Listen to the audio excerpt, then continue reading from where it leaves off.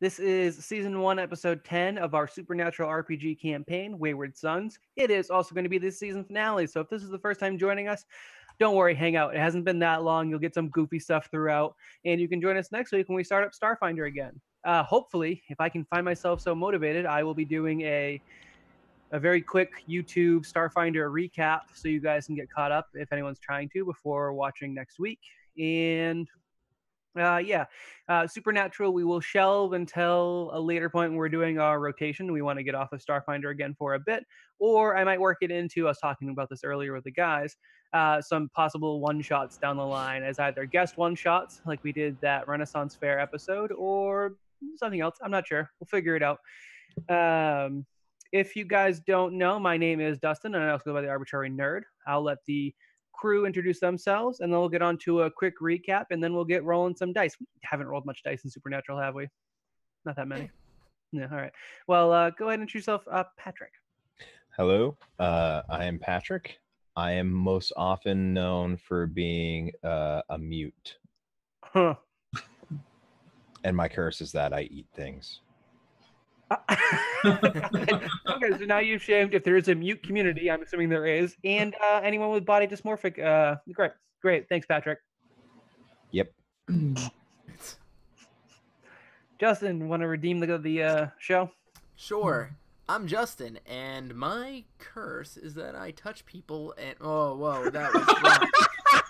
Let me rephrase that. Hi, I'm Patrick, and my curse is that Justin touches me. Which community is that, Dustin? Which community? How many? I'm just... All of them. All of them.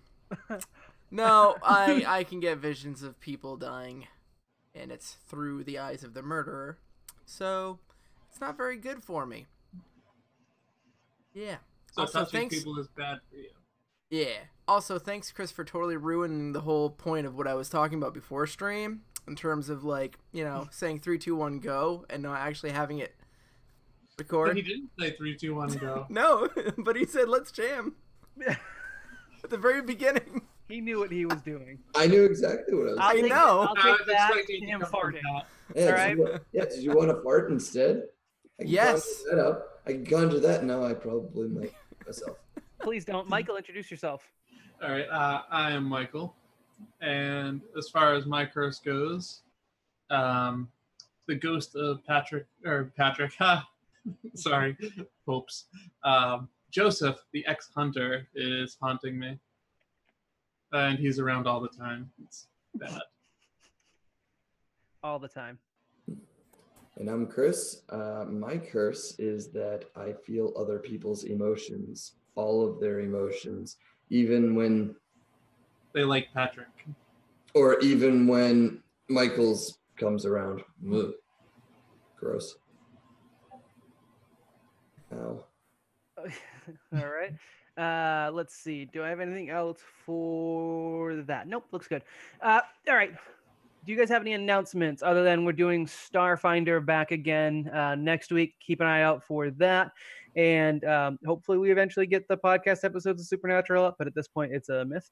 And let's see. I'll be GMing the month of November. Correct. I'm taking the month off to participate in NaNoWriMo. I'm going to get a novel done, did, and writ. And so Chris will be running a modified version of Skittershot, which will be the only time I think we ever work with an adventure path when we got it for free and it's less than 3 pages long. Hey! It just means I don't have to do much planning. And those 3 pages are going to take all of November? No. Given our speed, yes, it will. No. That's why it's going to be heavily modified. It's 4 pages. Like 3 of those pages are characters and their descriptions. Okay. Now, are you gonna play as a character in that, Dustin? Or are you gonna take the whole time? No, off? I'm going to be I'm going to actively not be on the stream for the month of November, so everyone will literally have a break from Dustin. Hooray! Oh. I will eyeball you guys. I will maintain that you guys are doing the thing like I'm a disturbed parent, because in general I'm a disturbed parent. But then, other than being in chat, I'll be busy writing the things. That's my job for November. Thanks to Pork for subbing. Thank you, Pork. Your namesake might actually come up again this episode. And also, thank you both Steve and Tyler for giving me some clippage of Justin saying he touches people and it's a curse. I'm very excited for that. Yeah, Uh, thanks. I think I need to work in like a bonus like clip off if I can get 2 people doing it where there's a winner, but I don't know. I'll have to figure that down the line. But yeah, really appreciate that. All right. For a recap, let's see. Oh no, I'm sorry. One other announcement I do want to get out. For those of you who are only watching to see when Nick will come back, it's next week. Nick will be rejoining us. That is awesome. This dude will be rejoining us on the regular show with Starfinder. He will not be reprising his role of Brawl. Mild Don't spoilers. spoil it. But we'll have some. I've already spoiled it everywhere else on Twitter and everything. You stay tuned to see exactly how he's doing that. / stay tuned to see if he actually reaches out to tell me how he's doing that. Son of a bitch. All right. Recap last week. The party did some stuff. They got hired as basically rent-a-cops to guard a fancy mansion during a rehearsal dinner for the upcoming nuptials of some wealthy individuals. They finally uncovered that I have a terrible, non-existent French accent. Also, what the monster is and who it is. Let's see where if I have my notes for that now as well. Chris, what was the name? It was Will. I'm sorry. It was Willie Peen. Unfortunately, that's how you pronounce that name. We And also know there's more than one. yes, I'll get to that in a moment. All right, so Will, he's a hunchback-looking dude. Turns out he actually has like a full-on turtle shell, as Justin discovered while pulling on the hem of his clothes and jumping into the shell, like into it and bouncing off, not in. It's fine. We eventually uncovered that they are Tarasques, which if you are here from D&D at all, you'll think of a very different monster, which was actually based off of this French, what they call dragon-like monster, but looks like no dragon I've ever really associated with, so it's fine. And that was the Will character, who is a distant cousin and to the bride and groom, not to the party. And then during the escape, Michael was able to intuit that there is more than one. And the way I'm working that in, like how you got there, is that maybe during your discussions with folks or things you've overheard throughout the night, you put together that some of the issues happened simultaneously, some at the church and some at the mansion. So like the same when Terry, the groom, was tripped down the stairs, maybe that's when some other event happened at the church, and you put that together then that there would be 2 of them. Hooray. Other than me just leaving cryptic hints and then Michael guessing some of my cryptic hints. So that works. Did I miss anything pertinent from the recap? They chased the Tarrasque straight out a 2nd-story window, at which point it jumped out, landed poorly, and then scampered off into the woods where they let it go because they were now having to deal with the members of the wedding coming up and seeing what the hell was smashing through their walls and windows. That and he jumped off a 2nd-story building, and most humans can't do that. I mean, you can, just it might break something. It'll be fine. All right. If you guys don't need anything else for the recap, we will jump right on into it. Let's see. I'm going to have you guys still set the scene.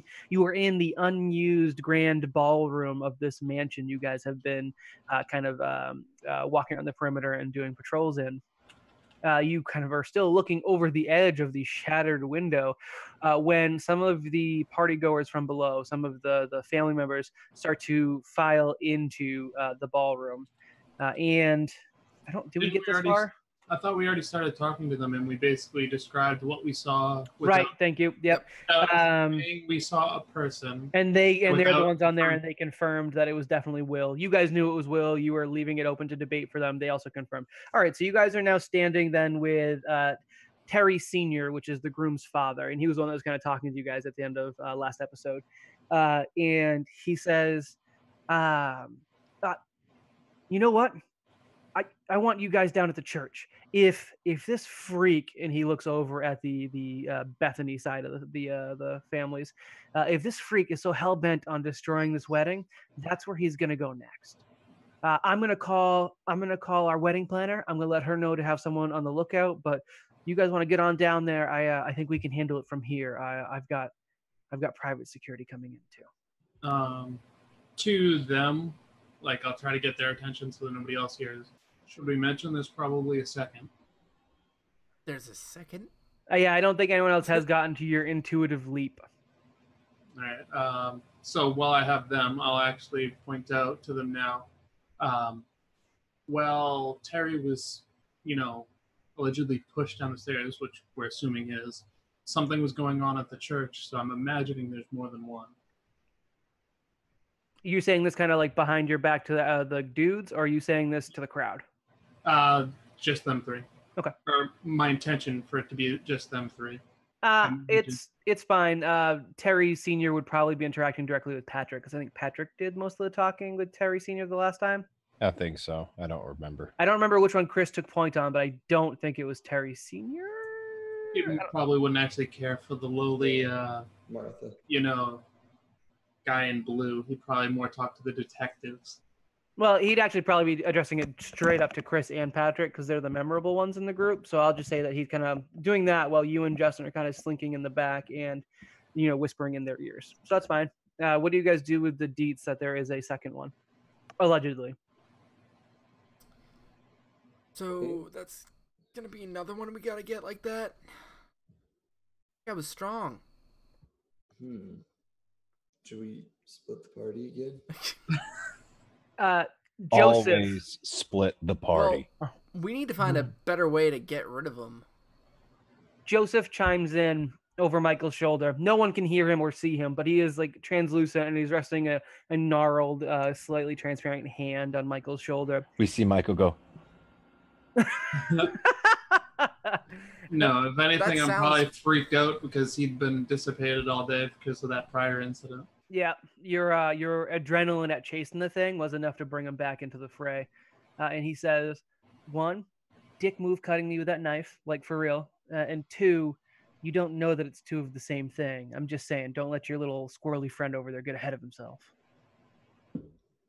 Fair enough. So you actually all hear me say that out loud, not addressing any of you. Yeah, fair enough. What's fair enough? Oh, he's back. And I kind of point over my shoulder and say he made the point that, well, there was definitely somebody else, at the church doing stuff or pushing him, happening at the same time. It's not necessarily another Tarasque or whatever William is. I'll say that Justin really quickly mentioned Tarasque. I think I had you guys Wikipediaing it after. So I think in canon, you guys do have the name of Tarasque and the Wikipedia article, but no more, just the Wikipedia article. Do we know what maybe what other creatures at Tarasque would kind of hang around? Over your shoulder, Joe's like, don't look at me. I didn't know these things were fucking real. I look over at Justin crazy and say, French you're the one shit. that looked up the Wikipedia. Let me see if I can find anything, and I'll bring out my phone and I'll start looking up. But I'll also bring it back to my original point. Do we want to let them know that there's probably another member of, the Bethanies that could be trying to ruin the wedding? We could, pull the parents or even the bride and groom aside and just tell them to watch out for all the other estranged members of the family. Well, I was more or less assuming we wouldn't say it in front of the Bethanies. But my question is, do we give them a warning or do we use them as bait? I think why don't we just tell them to put the husband to be under lock and key, under safeguard with trusted people, and that we're on it. We don't know if there's more than one or not, and frankly, we don't want to get into, hey, by the way, monsters are real. You didn't see it, but they're real, so... Well, we do basically know there's more than one. We just don't know what the second thing is. Well, out of character, you inferred it. Because GM confirmed it. Well, I have a very high intuition that it is. I actually have a asset. Intuit for me the lottery numbers, please. Yes or no questions only. Right. Well, that was That's fine. I don't have any reason to believe that you're definitely right. I'm not arguing with you by any means. I'm just saying we don't have time to explain to them all the intricacies of why we're here, what we're looking for, what that was, yada, yada, yada. No, But if we can can't- get we Graham could- to just shove his brother into a room and protect him, that's good enough. Let's go get the bad guy. That should work. The GM, to speed it up, Boom. says Terry Senior says, We already sped it up. We went with my plan. yeah, we'll do that. Fine. Get to the church, as I already instructed you, which I thought was a pretty quick GM speed up to begin with. Get to the church. You know, the one that you were at in the center of town? Hey guys, do you guys want to go to the diner first real quick? Hey, I don't know what you guys are talking about. I wasn't listening, but I did read that. Well, I can't find anything about what they might be with, but Great, we can have this conversation in the car. well, Yes. I know. No, okay, you guys are walking towards the car and Justin's talking. But at you. anyways, There we go. I did find that apparently in mythology they reacted to hymns of some sort, hymns or songs. So maybe that might be. You know, it's something- probably Queen. It's not going to be Queen. Probably Queen. It's not. It's never going to be Queen. Don't you think it's Queen? I think Yep. If it were Queen, they would have died out in the 80s. It's It not might be Queen. Queen. It's not Queen. I think I'll use my question for the day. Is it Queen? No, don't waste the goddamn question.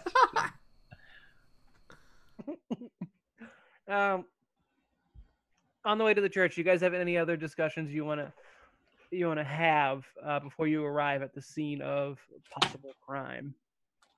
Um, I'm sitting in the car just like with like hair makeup, what hair dye, yeah, like color my mustache, hair makeup, yeah. Yep, I'm like coloring it like white, just trying to change up my face a little, put in like blue contacts. I kind of look like the same person. Except, So wait, are we skipping directly to the wedding, or are we just going back to the church for no reason right now? Well, Will ran off into the night, and Terry Sr. literally just said if he really wanted to F up the wedding, he'd go to the church nowish. Okay, because I literally wasn't listening, like in and out of character, so Yeah. that was on purpose. Who are you, me? We've already ascertained that Justin and Patrick are pretty much the same person. We have not. No. it's basically true. Yeah. Yeah. He loves Queen. And you So do you. You just I hate Queen. you just hate admitting it. I saw you singing and dancing at the wedding. Dude, I don't remember so many chunks of your wedding. I have pictures of you at the wedding. I have a lot of pictures of you at the wedding Yeah. from weird angles. Yeah, because you have a weird obsession with Patrick. That's Anyways, Wife supported, so it's fine. Hey, while we're on the way, hey, you know what's also kind of funny is that according to this, it's kind of similar to like King Kong and Beauty and the Beast, where like the creature is weakened by a woman. So the Tarasques is like weakened by a woman and likes them. And Will kind of had a thing for pretty much every woman. So that's kind of neat, right? so Joseph what you're saying being is- a vessel of the GM. Did you? Oh, you said King Kong, Yeah, right? yeah, Oh, King okay. Kong. I don't know why I heard and translated as Donkey Kong, and I was No, about to not say Donkey Kong. Well, I mean, technically. Sorry, Yeah. Chris. What were you gonna say? I just needed to know, but then Oh. I put it together. No, I was saying. So do you think I should dress up as a pretty woman? I was actually going to say that. Should I keep the beard? Yeah. No. Why? It's more French that way. Patrick's already clean shot. God damn it! God damn it!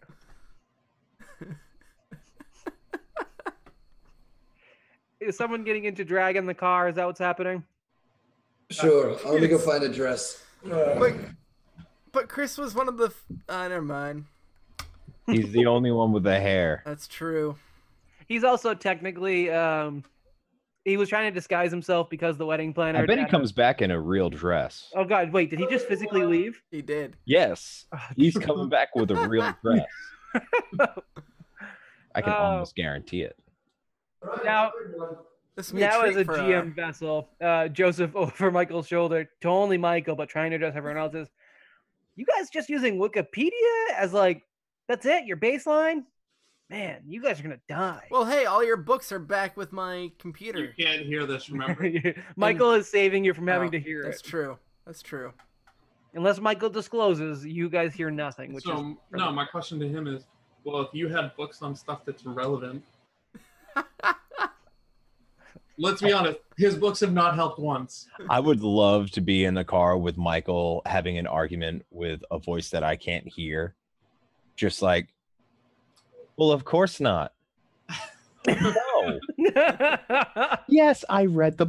No, your books are stupid. I wish I had mute control so that I could have a conversation with Michael, but mute what everyone else hears and then turn it on for Michael's replies. I think that'd be good. Well, you just mute your. I'd have to make everyone take their headphones off, but I want it to be like fast. I want it to be like on the spot. Well, no, you just have to find a way to mute yourself with the rest of them and leave me on. It would basically have to be, I'd have to be in Justin's seat, I think, to make that work.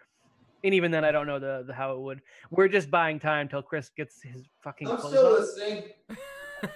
Okay. I told you.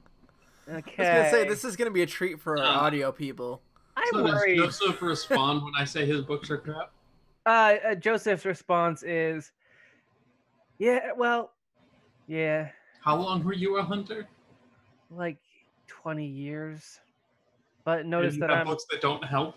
you have been hunting weird ass shit. I That tried to put on Amanda's dress. It didn't fit. These are where the boobs go. Gotcha. Yeah. Holding in your beard seems appropriate, so that's fine. Oh yeah, I could look very exotic. That's not. There you go. This will be the one day that Amanda comes up to the attic and sees you just wearing and smelling through her dress and just like, this is it. This is signed up for you. It's you're married now. I tell her that frequently. God. Don't muffle yourself because then you sound like shit on stream. How about now? It's better. Oh God. All right. That's getting clipped. Everything is awful, but that's fine. You look You guys- cozy. You guys arrive at the church. You get into that parking lot, which kind of leads you up to the center walk up. Reminder that if you look to the west, i.e. left of the church, that is where the tents have been set up. There's very little activity now. There are still some people, like caterers and staff, that are still putting these together under direction of their wedding planner, whose name I forgot. What time is it? We're hitting... It's 8:52. Shut up, Patrick. We're probably hitting midnight, actually, for this day. Patrick, you just got real blurry, or is that me? I don't know. It's fine. Yeah, so we'll say that you're just hitting midnight. The bell tower that the cathedral has that I never told you about is like hitting that 12th gong as you guys pull up. On the left, again, some people still setting up, despite it being late hours, but very few people. And on the right, that's where the large graveyard setup is, where you guys encountered like a guy who was cleaning the graves and the family. What was the family's name that burned down the church the first time? Thorn? Thorn. I don't know why I can't find that, but yes, it was Thorn. I still can't find it, but I do remember Thorn. Okay. So you guys have basically three options in front of you. You can go west, you can go dead center into the church itself if it's open, or if there's someone there who'll answer the knocks or whatever, or you can go to the right, which is the graveyard, which is east. Can we try to get into the archives? We haven't done that yet. It's true. The archives are inside the church itself. Well, no, sorry, There's there a are door. two Mm-hmm. over to the side where there are people still working on things. Again, not many people, but there is that door that goes down into the sub level of the basement. That's correct. I don't think the archives are all that important. Except for that we don't have any information about this creature yet. Yeah, or why it might be after anybody. Why do we think that the archives would hold information about this creature? Because there's old shit down there. There's old shit in a nursing home doesn't mean that they have information about this creature. Well, because it's not as old as the old shit in the basement. And it's locked away for a reason. Maybe they have stuff they don't want people knowing. I'm thinking more information about the thorns or... This is a church we're talking about, Pat. They came from France. and that's where this creature comes from. I think And That's what I just said. Yeah. He's only talking about the creature. Yeah, and this has something to do with that family line who was the family that burnt down the church in the first place. I wonder if there's something to do with that. Maybe. Justin. Huh? I think it's time for Team Crustin. I think so. All right. It's Crustin time. All right, so Team Crustin are going to the west side. I thought it was... Nope, never mind. Continue. To try and get into the archives through the exterior door to the sublevel of the basement. Check mark locked in. What is Team Pikel? Oh, you guys enjoy your reading. I'm going to go try to kill this thing. And we immediately go for the heavy weapons in the back of the truck. Agreed. Even though I'm not going to be much use, but yes. When you say heavy weapons, please decide what they are, because you're going to have to be able to explain them away as cops. That's all. Assuming you're going to interact with anyone at all, carrying like your I don't know, minigun is going to cause concern, but a shotgun. I mean, we're not in Texas. God damn it. Well, we're in upstate New York. It's not the same. It's close, but it's not the same. So you guys, shotgun makes AR-15. And no, that's fine. That's great. Almost made it nope. I'm gonna move past that one and never say that one out loud. Yeah, don't. Nope. All right, which direction are you guys going? Into the church with your heavy weaponry, or are you going to the graveyard? I don't have anything for you in the graveyard at this point. You're not seeing any activity there. Did we know anything inside the church related to the wedding outside of like the actual church's property? No, everything's going to be church's property, although obviously there was the whole window being shattered, meaning that they're not necessarily... The church itself is apparently somewhat of a target, so the church is a viable option. I basically am asking for a right. I'm thinking me and Patrick actually kind of search the perimeter. Sure. We both are fairly good like outdoorsmen, and we might be able to pick up its trail because it's bleeding heavily. That's a good point. Looking for blood. You guys want to give me some rolls? I'll start with you guys. I'll actually be able to use outdoor life for once. Yes, I will roll an outdoor life along with that would have to be alertness. I'll use one of my points to bump that up to a D6. So a D6 and a D8. Here I go. Do the things. D6. So I got a 10 total. Okay. And I'm doing the same thing. And I got 9. I'm better. I will say that you guys see some blood splatter in the parking lot as confirmation, and it kind of fades out. Like it seems to just stop about when it hits like the pavement. So it's like kind of spread out where it could be going either to the church or to the graveyard. It's not going around to the archive side. That's definitely not where it went. All right. At the very least, assuming we're not still on our conference call, I'm going to at least text them that the monster's here. You guys can boot up your conference call again, which is i.e. you have Bluetooth headsets in your ears and you guys are keeping communication open through your phones. It's totally fine. Word. So we let them know that that it is not in the archives. I'm still comfortable in going to the archives. I just wanted to give you guys a bit. You want a chance to kill us? A bit more dissenting opportunity. So, Crustin, are you guys still going around with to the door? I'd assume so. Okay. As you guys get past the church, you start not having service on your cells. Partially because there's no Wi-Fi in the church. It's a big plot of land. The big buildings kind of effing with things. Your phone call does cut out. You hear the bit about the blood and going towards the other side of the building.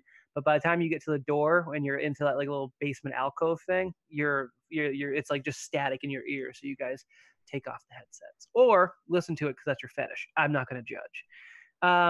Chris, I'm sitting there. Why don't we use walkie-talkies? They don't have that problem. Walkie-talkies. Huh? Because we don't have walkie-talkies. Why wouldn't we? If you guys want to spend a plot point, especially because we're dressed, have walkie-talkies. Yeah, we're also dressed like policemen. We probably should have walkie-talkies because that's what they use, don't they? They don't call each other on their cell phones like, So know, only 2 of you guys were Well, set up as reason fully dressed why- Yeah, officers. we're The also others on- were The undercover. reason why we don't do walkie-talkies and we stick with the Bluetooth earbud they do make is noise. because I don't like broadcasting the fact that we know about friggin' monsters to, the general public. It's probably not a great idea. Yeah, probably not. That's probably good. Yeah, that's a good point. Yeah, if someone wants to throw plot points at it, I'm okay with it, man. Yeah, and Steve points out they use radios, not walkie-talkies. Yeah, radios. A little different. Go on. Anyway, So when you guys get to the door, there is a chain and padlock over the handle. Chris, it looks slightly less secure than the one that was inside the building, but it does look like it would either require like a full-on cutting tool, which you might have in your truck. I brought bolt cutters. Bolt cutters. All right, give me a Have you ever used bolt strength cutters? check. Just give me a straight up strength check. I don't know if there's a skill that'd be appropriate. Oh, all right. If you can think of a skill, please feel free to throw it on there. Yeah, the tool that is used to cut locks. No, that's fine. Give it to me. 4. No, you're fine. You cut through, no problem. All right. You had to not botch. You had to botch, is what I wanted. If you 4, that was a 1 in 4 chance of. if you botched, I was gonna make things difficult for you. And if Yeah. you didn't botch, it's fine. Yeah, sorry. So you get it, you cut into them. You guys have access to the archives. And as you guys get in there, so you are clearly in the basement sublevel. You know what? Michael and Patrick, could I have you guys take your headsets off and I will wave happily at the screen when I want you back?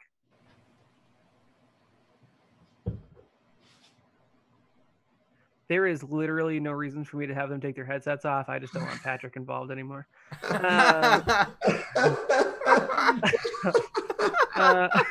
Just pretend something awesome is happening. So as you guys get into the archives, it's very clearly a disorganized basement, and it looks kind of like, I don't know if you guys have ever been into like a mom and pop old school like bookstores where they use Like not antique only do they stores? have like shelves everywhere you can fit a shelf, they have books piled on the floor, or in this instance, books and manuscripts and documents piled on the floor. They have some shelves are made out of other books, like to hold things up. This is a hot mess of an archive. In fact, I would say it is an archive in name only. It is basically like an episode of Hoarders. As you guys want to get through there, if you want to give me a couple of search checks and maybe tell me what you're hunting for, I can kind of go into a little bit more detail. All right, let's see here. I'm just trying to see if there is anything else that I can add to this, but no. All right, so it looks like it would be probably alertness and my investigation. Sure. Yeah, that's fine. And are you looking for anything in particular? I want to see if I can find anything about family folklore, whether it be within the Thorn family or even the Bethany's or anything like that. Anything that might be tied in with the fire, just that kind of stuff in general. Sure. Probably won't find folklore, but I don't really think that's what you meant. I think you meant like history and genealogy and stuff like that. Yeah, you'll find that potentially. The basement itself is poorly lit and smells a bit damp. There is one of those hanging naked light bulbs lighting the room, and there's a couple of them throughout this basement because the basement runs the entire length of the church. So it is a significant amount of basement you guys are looking through. Mhm. But like on a quick glance search, I rolled a 3, so I'm going to re-roll it. with your lucky rolls. And that's much better. That's an 11. For an 11, you actually overturn a stack of books that looks like it was maybe taken out recently. You kind of like bump into like a rickety old table, and you send some books tumbling down, and it opens up, and then you see the name Bethany catches your eye.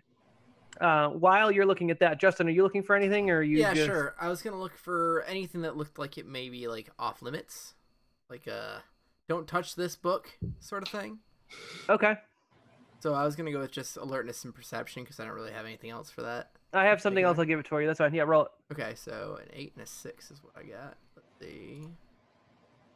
The stress is Oh, stifling. You 11. may take it off.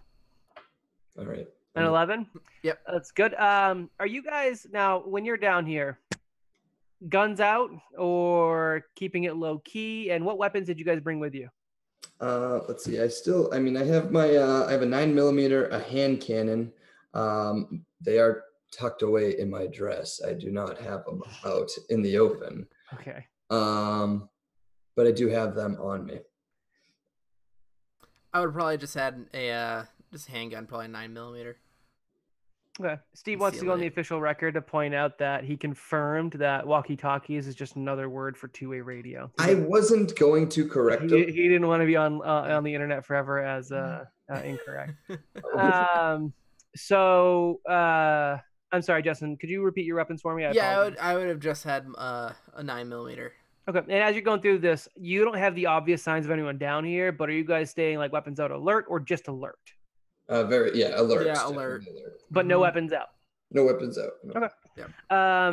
Justin, you don't find like an off-limit book or area per se, but you do find an area that seems like it's closed off. Like you realize that there's some of these shelves are positioned in such a way that they make getting to a particular area of the basement difficult and extremely inconvenient. And if you didn't have a reason to go there, you probably just wouldn't.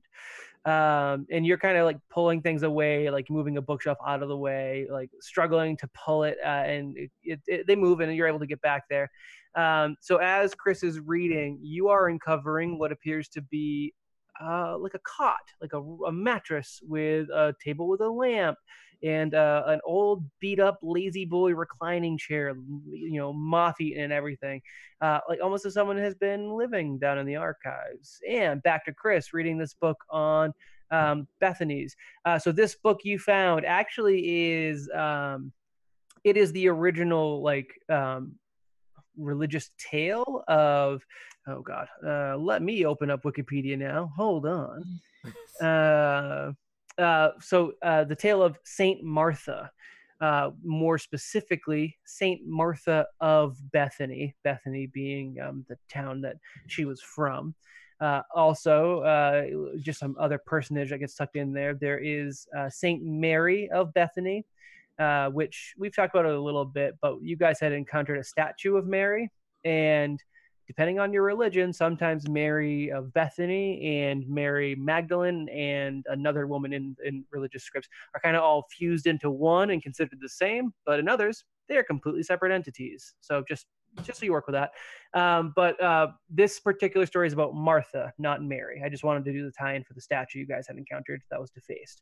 Martha apparently encountered a Tarasque, which is like just a big gnarly monster from France that was known to devastate the landscape far and wide and become a real pill.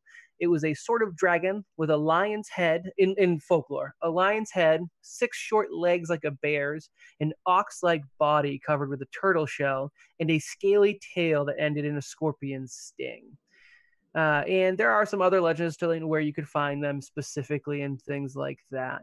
The main tale is that Martha of Bethany was able to finally calm the beast through the use of song and made the creature docile and peaceful and even amicable towards her. Yep, done with that word. And brought it back to the town. The villagers, recognizing this monster as something that had been giving them grief, immediately surrounded it and butchered the damn thing. They just trampled all over it and killed it. And that is more or less the SparkNotes version of the tale of the Tarasque, and more specifically, Saint Martha. In case you guys aren't putting this together, we do have Martha Bethany is the bride to be. So there may be possible lineage down to this particular character, and it seems like there's no reason for this to be a coincidence that there is at least a Tarasque involved that came from France, as did at some point Martha, the bride to be. In terms of other books you find in this pile, it seems to be some family recounts of different folks, including the Thorne family, as well as what looks to be imported books that are newer, fresher, don't have the same damp, musty smell, but they seem to follow the Bethany family in France. And I will say you get to the conclusion, Chris, with this search in the archive, like this quick search, because these books were out as if someone else had recently been going through them. That Martha Bethany is actually the last child, the last person of the lineage of Martha of Bethany. Again, if this, religious figure existed, the saint was a true thing, but based on the text you have in front of you, Martha would be the last descendant, or the youngest descendant. There are older ones still alive, but this would be the youngest descendant, carrying on the Martha of Bethany lineage. Now, could I infer that like anything about somebody who would have a grudge against Martha's family there then? Like could I find anything? Do I see anything that would lead someone to want to wipe out the rest of the family for any reason? Again, wiping out the family doesn't seem to have been the goal. However, or at least the lineage. Yeah, but like they're still alive. Like her parents are still alive and actually have been untroubled. It's more so just this youngest one of the batch, and not per se, other than the fact that you've got the story of the Tarasques. You have the connection that you just encountered a Tarasque, and they're doing bad things to this Martha person. I would say that it wouldn't even be a Michael level of intuition to say this could easily be a Tarasque looking to get vengeance. Whether it is the Tarasque of legend, a different Tarasque, like there's no notes on that. The religion story doesn't cover, if this is a one-off beast. It should be. They consider it a unique beast, but that doesn't always match up with truth, even as your hunter's life goes. Right. I would say, though, a Tarasque taking vengeance on lineage makes sense, and I'd say that that'd be something you could get to without too much struggle. That's what I figured. I didn't know if there was any other ulterior motive. Not present based on the books that are there, because they all seem to relate to that. Alrighty. Justin, for what you see, hard to say like what it would be like exciting there, but there's someone who's clearly been living there. There's like a wardrobe with some scholarly robes, or like priestly, let's say priestly robes, and at least one habit that looks like it might belong to a nun, all tucked in there. It's like an odd mismatched collection of clothing, and it does look like this space has been well lived in. Like there is like some old food containers that are neatly like out of the way, but obviously still someone was eating down there amid the archives. They had this little room basically sectioned off via bookshelves. There is sleeping space and living space. That's about it. Everything else seems like, it does seem like the room had been maybe left in a hurry, because there's maybe like a small like bowl of food out on the table that's only half eaten, and the bed, it looks disturbed as if something like went through it recently, or someone's a huge slob. Could be either way. Anything you'd like to look into there, or should I jump back to Michael and Patrick? Well, I think I'm going to do something, trying to think of something I can do to mark the clothing. Okay, sure. Oh, hey, Chris, there's somebody's been living over here. Oh. Yeah, like there's a bed and like a recliner and food scraps and stuff. I wonder who it might have been. There's clothes. Maybe one of the priests. Could be. There's clothes. Do you have anything on you that we could use to like kind of mark this? So like if we see somebody walking around with the same outfit. I bite my thumb, draw blood, and just kind of. No, I guess that works. Ow. Have you ever tried to bite your thumb? Yeah. Like they do in TV shows and like make it bleed? That actually takes a lot of effort. It hurts. I imagine. Now it's probably gonna get infected because the mouth is the dirtiest part of like anybody ever. And we're in the dusty archives. What the hell was I thinking? I have a knife on me. Moving on, you assholes. Anything else you want to do, or where's your next stop? Was there any books near that area? No, like that they were but looking there at in particular? maybe was a disturbed table where there might have been books, like a bedside table with the drawer open, but there's nothing in it now. Okay, so then, guess I'm good then. All right. Where would you guys be going next? Probably outside to meet with. Yeah, probably join the rest of them. Michael. Okay, take your headsets off. Don't mind me, Twitch. I'm just trying, and podcast audio listeners, just waving the other guys in to get their headsets on, which I realize does not translate well. What's up? It was a trip. We're playing holy again? crap. You guys missed a lot. Justin and Chris, take your headsets off. I did. Okay, but make it so you can't hear me, you piece of shit. So is the world gonna end with everything they just did? Fucking hell. You kind of defeat the purpose if you can hear me. What was that, Michael? I said the world's gonna end now with whatever it is they did. Oh yeah, 100%. They should not have gone down there. So Oh you wait, guys, hold on. I was right. I don't know. We don't know yet. Let's leave it at that. I was. They You should don't know have you're gone right yet. down there. I was right. You don't know that Those yet. are not the same thing. Those are not synonymous. I said they shouldn't go down there. I was right. It's okay. Continue. As you're doing the perimeter Say with your search, knowledge that I was right. I assume that you guys are going the opposite direction of them at first, so you're going towards the graveyard. Are you just staying on the outside wall of the graveyard? Or are you guys going to walk through the graveyard as well on this perimeter search of the church? I'd say we'd probably end up staying on the side closer to the church. Okay, but not well, going into the gates of the graveyard. You don't see any blood or anything, any tracks, anything? It was fading out by the time you guys got to like basically the entrance of the church. So as you're going around, the blood is faded. This area is all heavily traveled, so there's no immediate obvious disturbance for what direction this thing might have gone. Again, it could have gone into the church or around the side. Your side. In the all right. On the drive over, so somebody said Tarasques or no? Yeah, confirmed Tarasques and Wikipedia and everything. Okay, so on the way over, I would have whipped out my smartphone and done a little bit of searching. Because you ignored Justin in general, yeah. Yeah, well, I would have done my own searching as well. Sure. Especially since we were probably in different cars. Don't worry about it. I'm not going to get anything good. I have crap rolls. You have literally the Wikipedia article, and if you Google anything else, there's nothing that really shows up. Then I don't have to roll for it. Yeah, there's no rolls. You do have the Wikipedia article. The only caution I've been giving is that if you read the Wikipedia article for vampires, it does not match supernatural vampires, like the supernatural universe vampires. So just be mindful. Right, and can you remind me out of character again why they think that there's some connection with Thorn and this the Frenchies? They had uncovered a document in the library that had confirmed that someone in the Thorn family was in some way like related distantly to the Bethanys due to bloodlines, and when they came over, kind of how that was reported. I think it was somebody married into the Thorn family that had a relation to the Bethany family. Gotcha. That's what it was, yeah. I mean, I don't think that they would necessarily go back into the graveyard.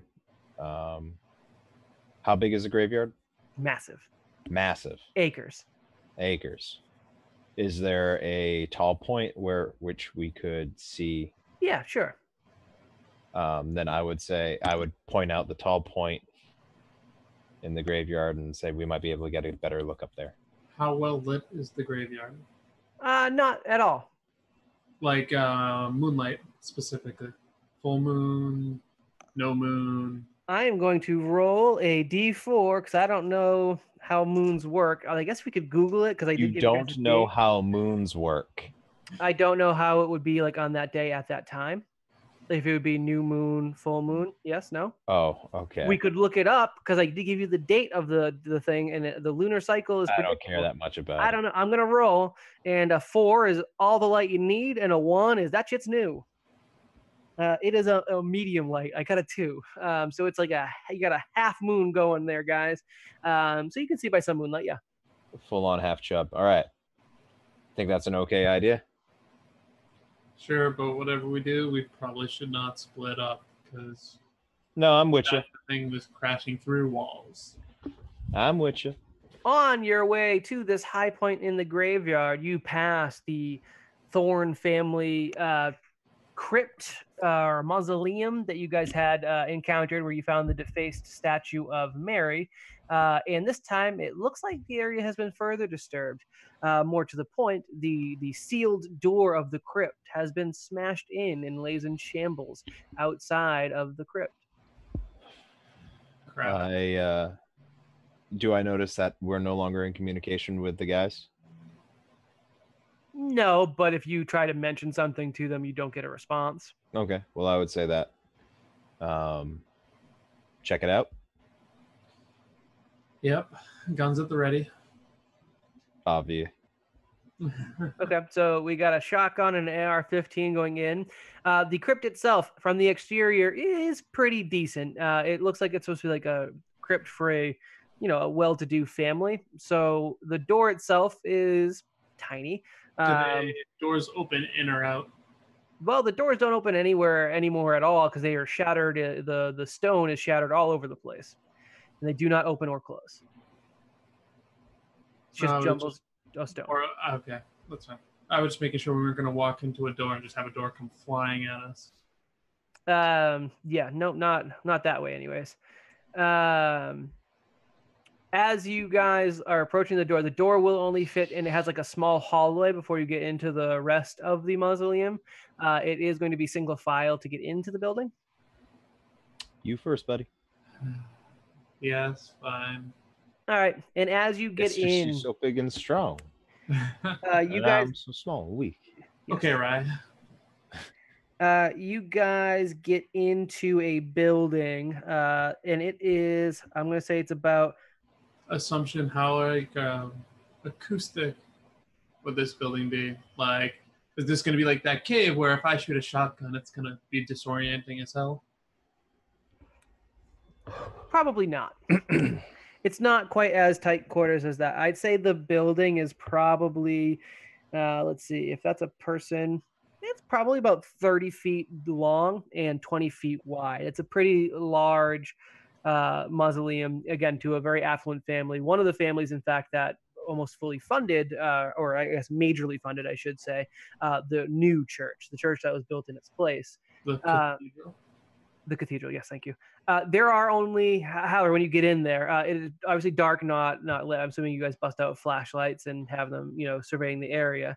Really attached to the end of the shotgun.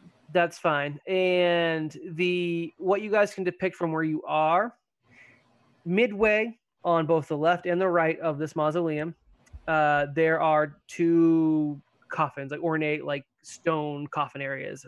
I don't think it's called a sarcophagus anymore, but that's fine. It's like an ornate coffin, not wood, but it's built out of stone and into the structure itself. Otherwise, the place seems to be empty. There aren't any other tombs, any other coffins. It's just open space. You guys can't see to the back of the building, but the floor, walls, and coffins themselves are all made out of this nice like marble. The coffins seem undisturbed as far as you can tell. I have you guys just at the entrance to this mausoleum. So I imagine we'll slowly move in. Yeah. Survey the area. Yeah. Survey the whole room before we get close to the sarcophaguses. I think it's fair to say that he knows that we're gonna do our due diligence as we tread further. So you guys stay towards the center of the room, basically, as you're going through. As you get to about midway down the building, where you are between the sarcophagi, I guess we'll go with for now, and you're flashing your light bulbs around, your flashlights around, you're finally able to see kind of over in the corner of the room. In the lefternmost corner, there does seem to be a curled up huddle or mass of rags. It's difficult to make out from this distance, but there's something that does not belong. It is not stone. It is not moving or engaging right now. It is just a muddled mass of cloth that you guys can see with your dim lighting. What was the character's name? Will.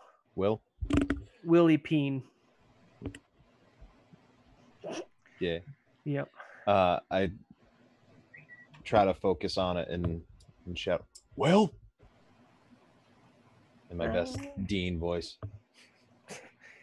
Sammy. You know what? Do me a favor. Give me a roll, and I want it to be willpower and like persuasion or something for you. Okay. Or intimidation. I'll allow intimidation.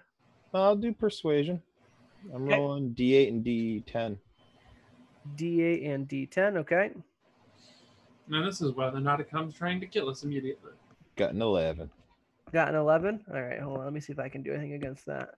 Got 11. Nope. The thing in the corner moves visibly, like it shifts, like it tenses up a little bit. The cloth moves a bit, so you now have a guess that this thing is probably alive and possibly will. Do we hear any other movement after that, or only what we assume is Will moving? Just the bundle of rags in the corner, the large bundle of rags, like cuddled up in the corner. How large is large? Even while it does seem like piled into the corner, it's probably pushing 3 feet high and probably 2 feet wide, maybe. It's a big pile. Okay, but it's not bigger than like what you'd expect. Will. No. Right. Okay. All right, Will. Time to stop hiding. It's not gonna be Will. I say to myself internally. Did we see any blood anywhere on the entrance? There's probably a little bit of fresh blood on the stones coming in. I'd say for sure. Throw you a bone. Okay. Because if there was no blood, I was going to simply say I don't think this is Will, but a little bit of blood. All right, Will. It doesn't have to escalate. What were you doing?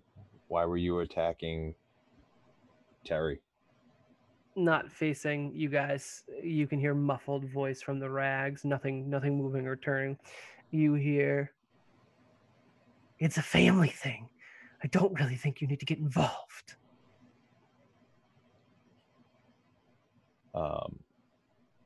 Out of character. He hasn't killed anyone that we're aware of, right? He tried, but he failed. As far as you know, yes. As far as we know. Okay, all right. Okay, so. The problem is, based on our curses, do we care? Yeah, I haven't been told I need to kill this thing. Not yet. So all right, Will. You're right. I don't need to know everything about your personal lives. I frankly don't care all that much. As far as I can tell, you haven't done anything irreversible. So all we got to do is just stop. I'm trying to help. Trying to help who? If they don't get married, we don't have to kill them. But she can't get married. Then it gets gruesome. Repeat? She can't get married. But you're trying to help them get married? No, help them by not. By not. Okay, I'm sorry. I heard we're trying to help them get married. They can't get married. I'm like, what? Why would you have to? What are you talking about? You hear from the corner sound of excessively large nostrils inhaling. God, that is terrible. And then you hear like a bit of a whimper in Will's voice as he responds. It doesn't matter. It's too late now. And at that point, you hear a extremely loud thud as all light from the moon is blocked off from the doorway behind you as something large is placed over the doorway. Well, that's not good. And then Will in the corner, hunched over, says, now I have to eat you, or she won't let me out. And that's where we're going to pause. And I'm going to have... What? Let's see. He doesn't eat things. I eat things. That is my job. Let's see. I'm going to have the guys come back on. I do not need you guys to take your headsets off again. Can we get Justin and Chris back? Yes. What did you guys do? Yeah, what the hell did you guys do?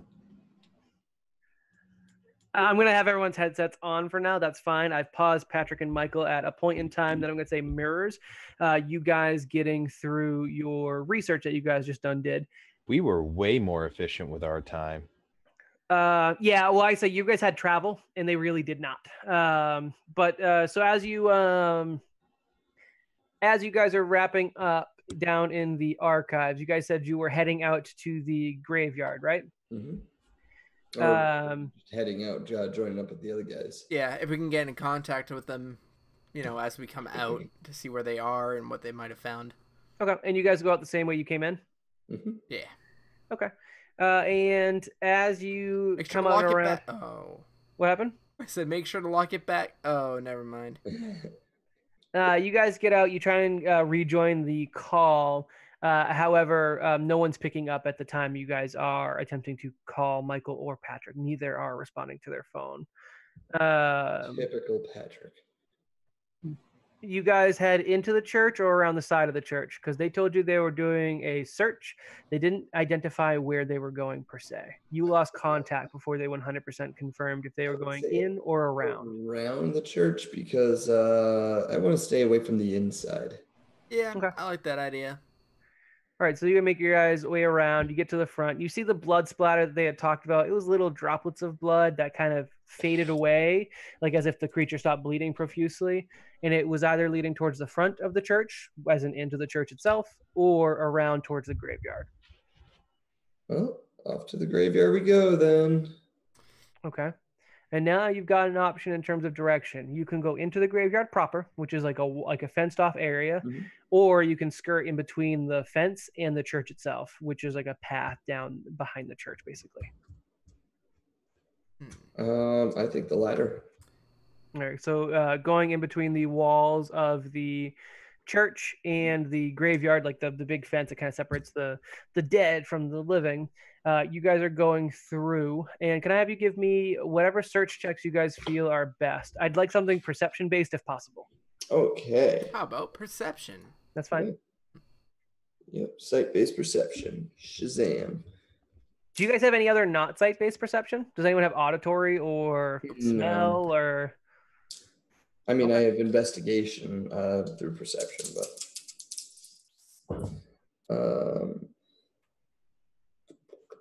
7. I got 7. I did 2. I'm gonna use my other reroll. Is this your last reroll? Yep. Nice. 9. 9. And what was yours, Justin? 7. Or 6. 6. That doesn't help you. bad at 9. Yeah, I'm going to say that you guys don't see too much going this way. It seems like a pretty quiet night. There are sounds coming from the street because there are cars driving, back towards the entrance of the church because this is in the middle of town. Despite being late, there might be like a car or two. You always hear like that fucking midnight motorcycle that wakes up your kids when they're sleeping. You've got I know exactly what that's like. some voices maybe yelling over towards the other side as they're trying to get out of there while they're setting up for the wedding, which is still a whole day plus away. So you guys kind of get back to the back end of the church, and you completely miss the altercation that's going on within the graveyard itself. And you guys will be alerted by the first or second gunshot that goes off, and we'll see how long that takes. I'm going to jump back to Michael and Patrick, who are currently in somewhere that I'd like you guys not to mention because you're not in contact with Chris and Justin, and I want them to have to figure it out. Yes? You understand what I'm getting at, Patrick and Michael? Yeah, but how do I hint at the meal that I'm eating without letting them know I'm at the diner? Yes, of course. Which, God, that'd be even better. Just to have you guys say, you know what? We left. Look at these a-holes calling us. Whoop. Could I have Patrick Another and round. Michael roll me initiative? Initiative. Okay. Initiative is, for me, D6 and D4. Great. I have Wow. a 10. I rolled pretty. Oh, fucking Michael. I have a 6. 10. I rolled well. Well, goddamn, Mike. Yep. Well, we rolled the same, and I don't know how to do. Roll up. Is that how we do it? That's how I'd rule it.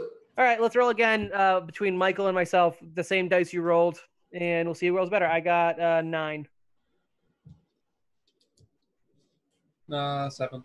Okay, we'll have it go that Will goes first, and then Michael, and then Patrick. Let's see. You guys are. I said the church was. I want to say I said it was 40 feet deep or 30 feet deep. Do you guys remember? Nope. 30. I think 30. it was. I don't want to accidentally extend a room like Nick because he'll never let me live it down. All right, so 30 deep, and I did say it was 20 wide. I remember the wide anyways. and you guys are. I put you in the middle, so exactly 15 feet in, which means that Will gets to charge at Michael, who is first, and take a swipe. Because this all works with the Cortex single action system. And as he approaches, he's just going to charge up at you.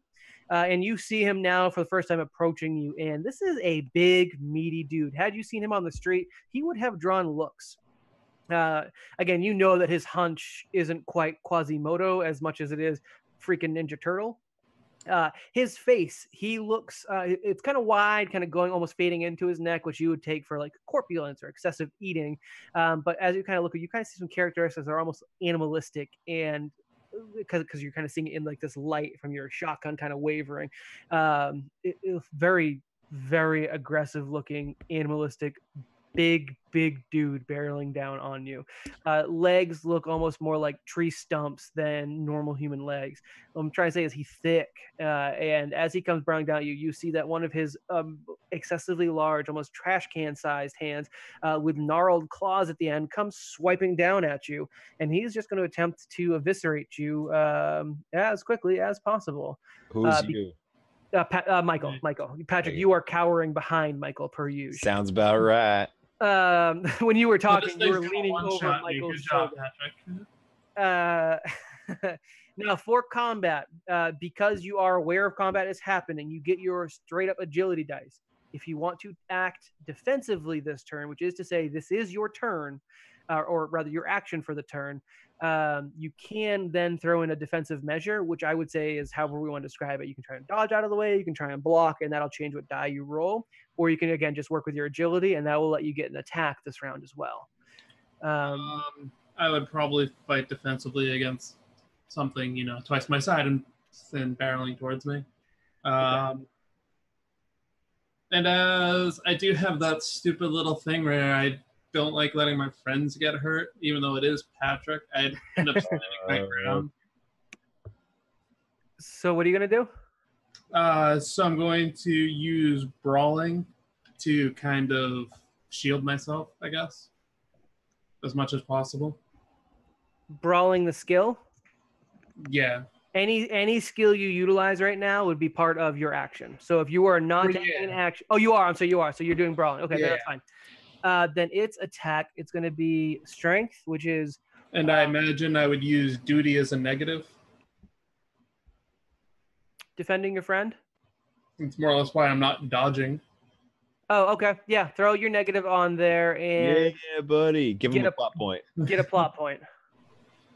All right, so I don't have a good way. I'll just make it low as a D2, high as a. That's fine. That's fine. That's great. Yeah, I don't. It's a. Oh no, never mind. I was looking at the wrong skill. It's just it's a D12 and a D6 for its strength. It's fine. Yeah, no, he's gonna critical me. I want to know its skills. What do I have? Oh, it's unarmed combat's not great. It relies on its brute strength.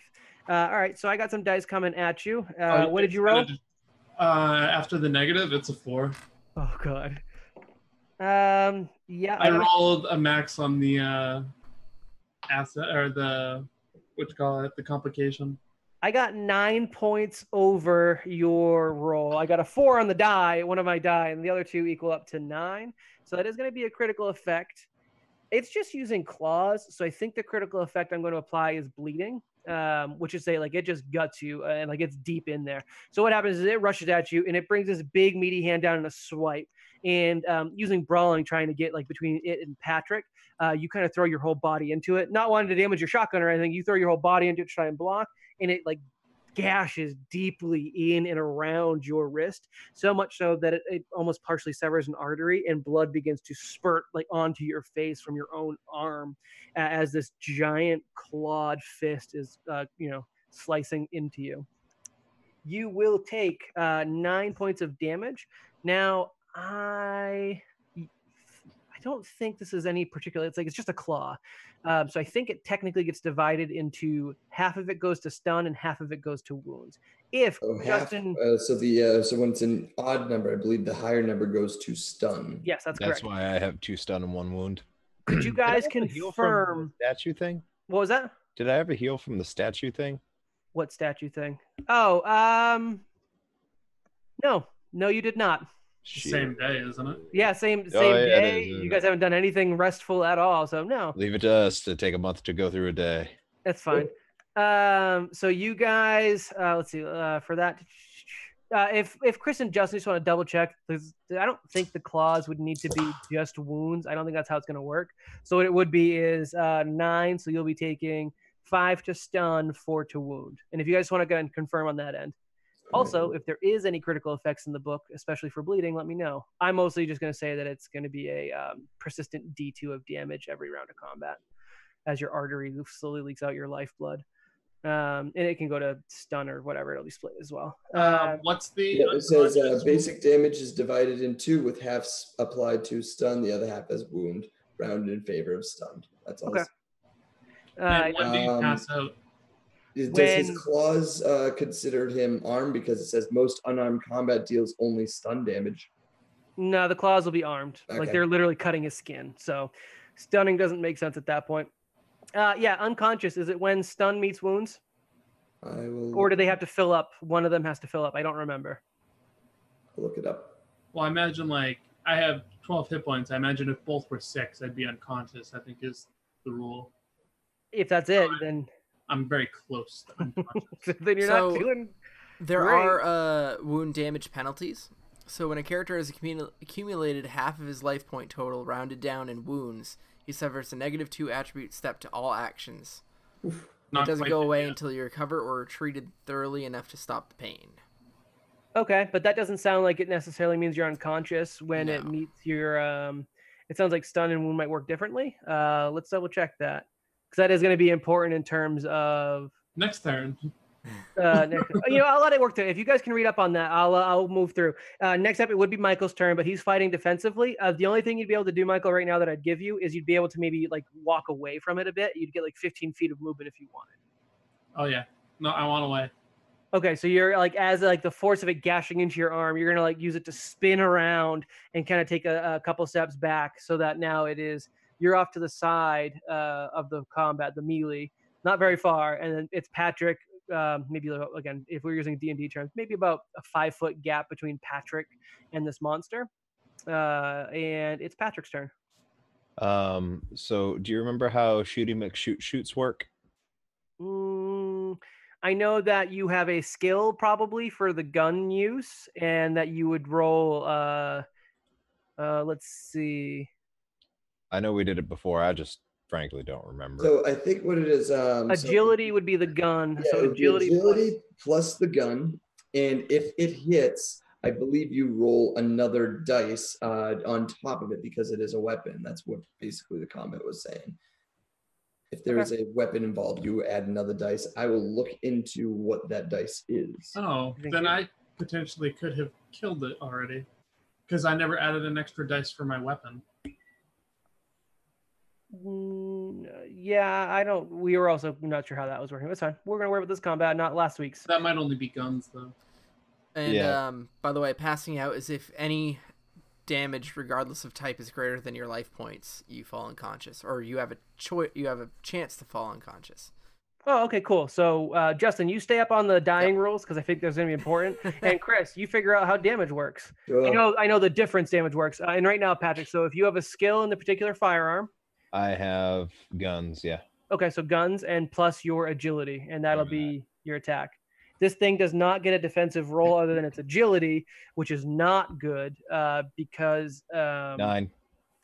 Oh shit. Okay, let's roll this agility, and hopefully I don't get too low. 4.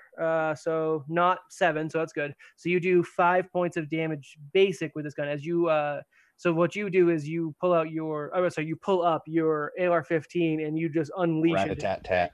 Yeah. It's pretty loud. It does echo throughout this chamber enough that there will be ringing in your ears, but at the point of like you're not actively stunning yourselves and you're going to much rather not be dead. So shooting at this thing point blank seems fine. And I said that was 5 points of damage, right? Yep. Yeah. 5 points of damage brings it to a number I'm not going to share with you. And then you said I have 15 feet. 15 feet of movement, yeah. Do I see anything I can duck behind besides Michael? You could Those get other things in the room, probably. There are 2 other things in the room, and it's the coffins or sarcophaguses or whatever you call Here, I coffins. was trying to not tell them where we were. Oh, thank you. Can I talk Uh, over the thing that they didn't hear? I didn't hear, but I do have an answer for you, Pat. What did you hit him with? AR-15. All right. I guess that'd be considered a submachine gun. It should be an assault rifle. Oh, assault rifle. No, there is an assault rifle. It's an extra D8. Oh shit. Extra D8 rolled to it? Yep. Yeah.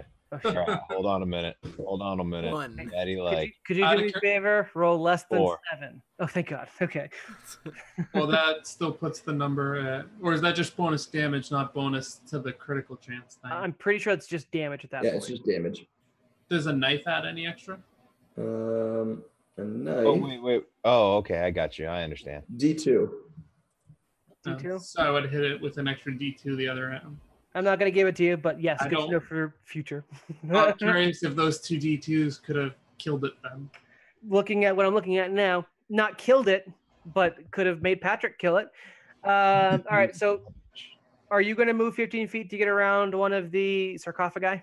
I'm going to try. I'm going to run into something that kills me, but I'm going to Left or try. right? Left or right? I need to know. I always go right. Your right would be over here. Okay. And oops, that doesn't work out, but that's fine. And Now it's going to try to kill me. you're right there.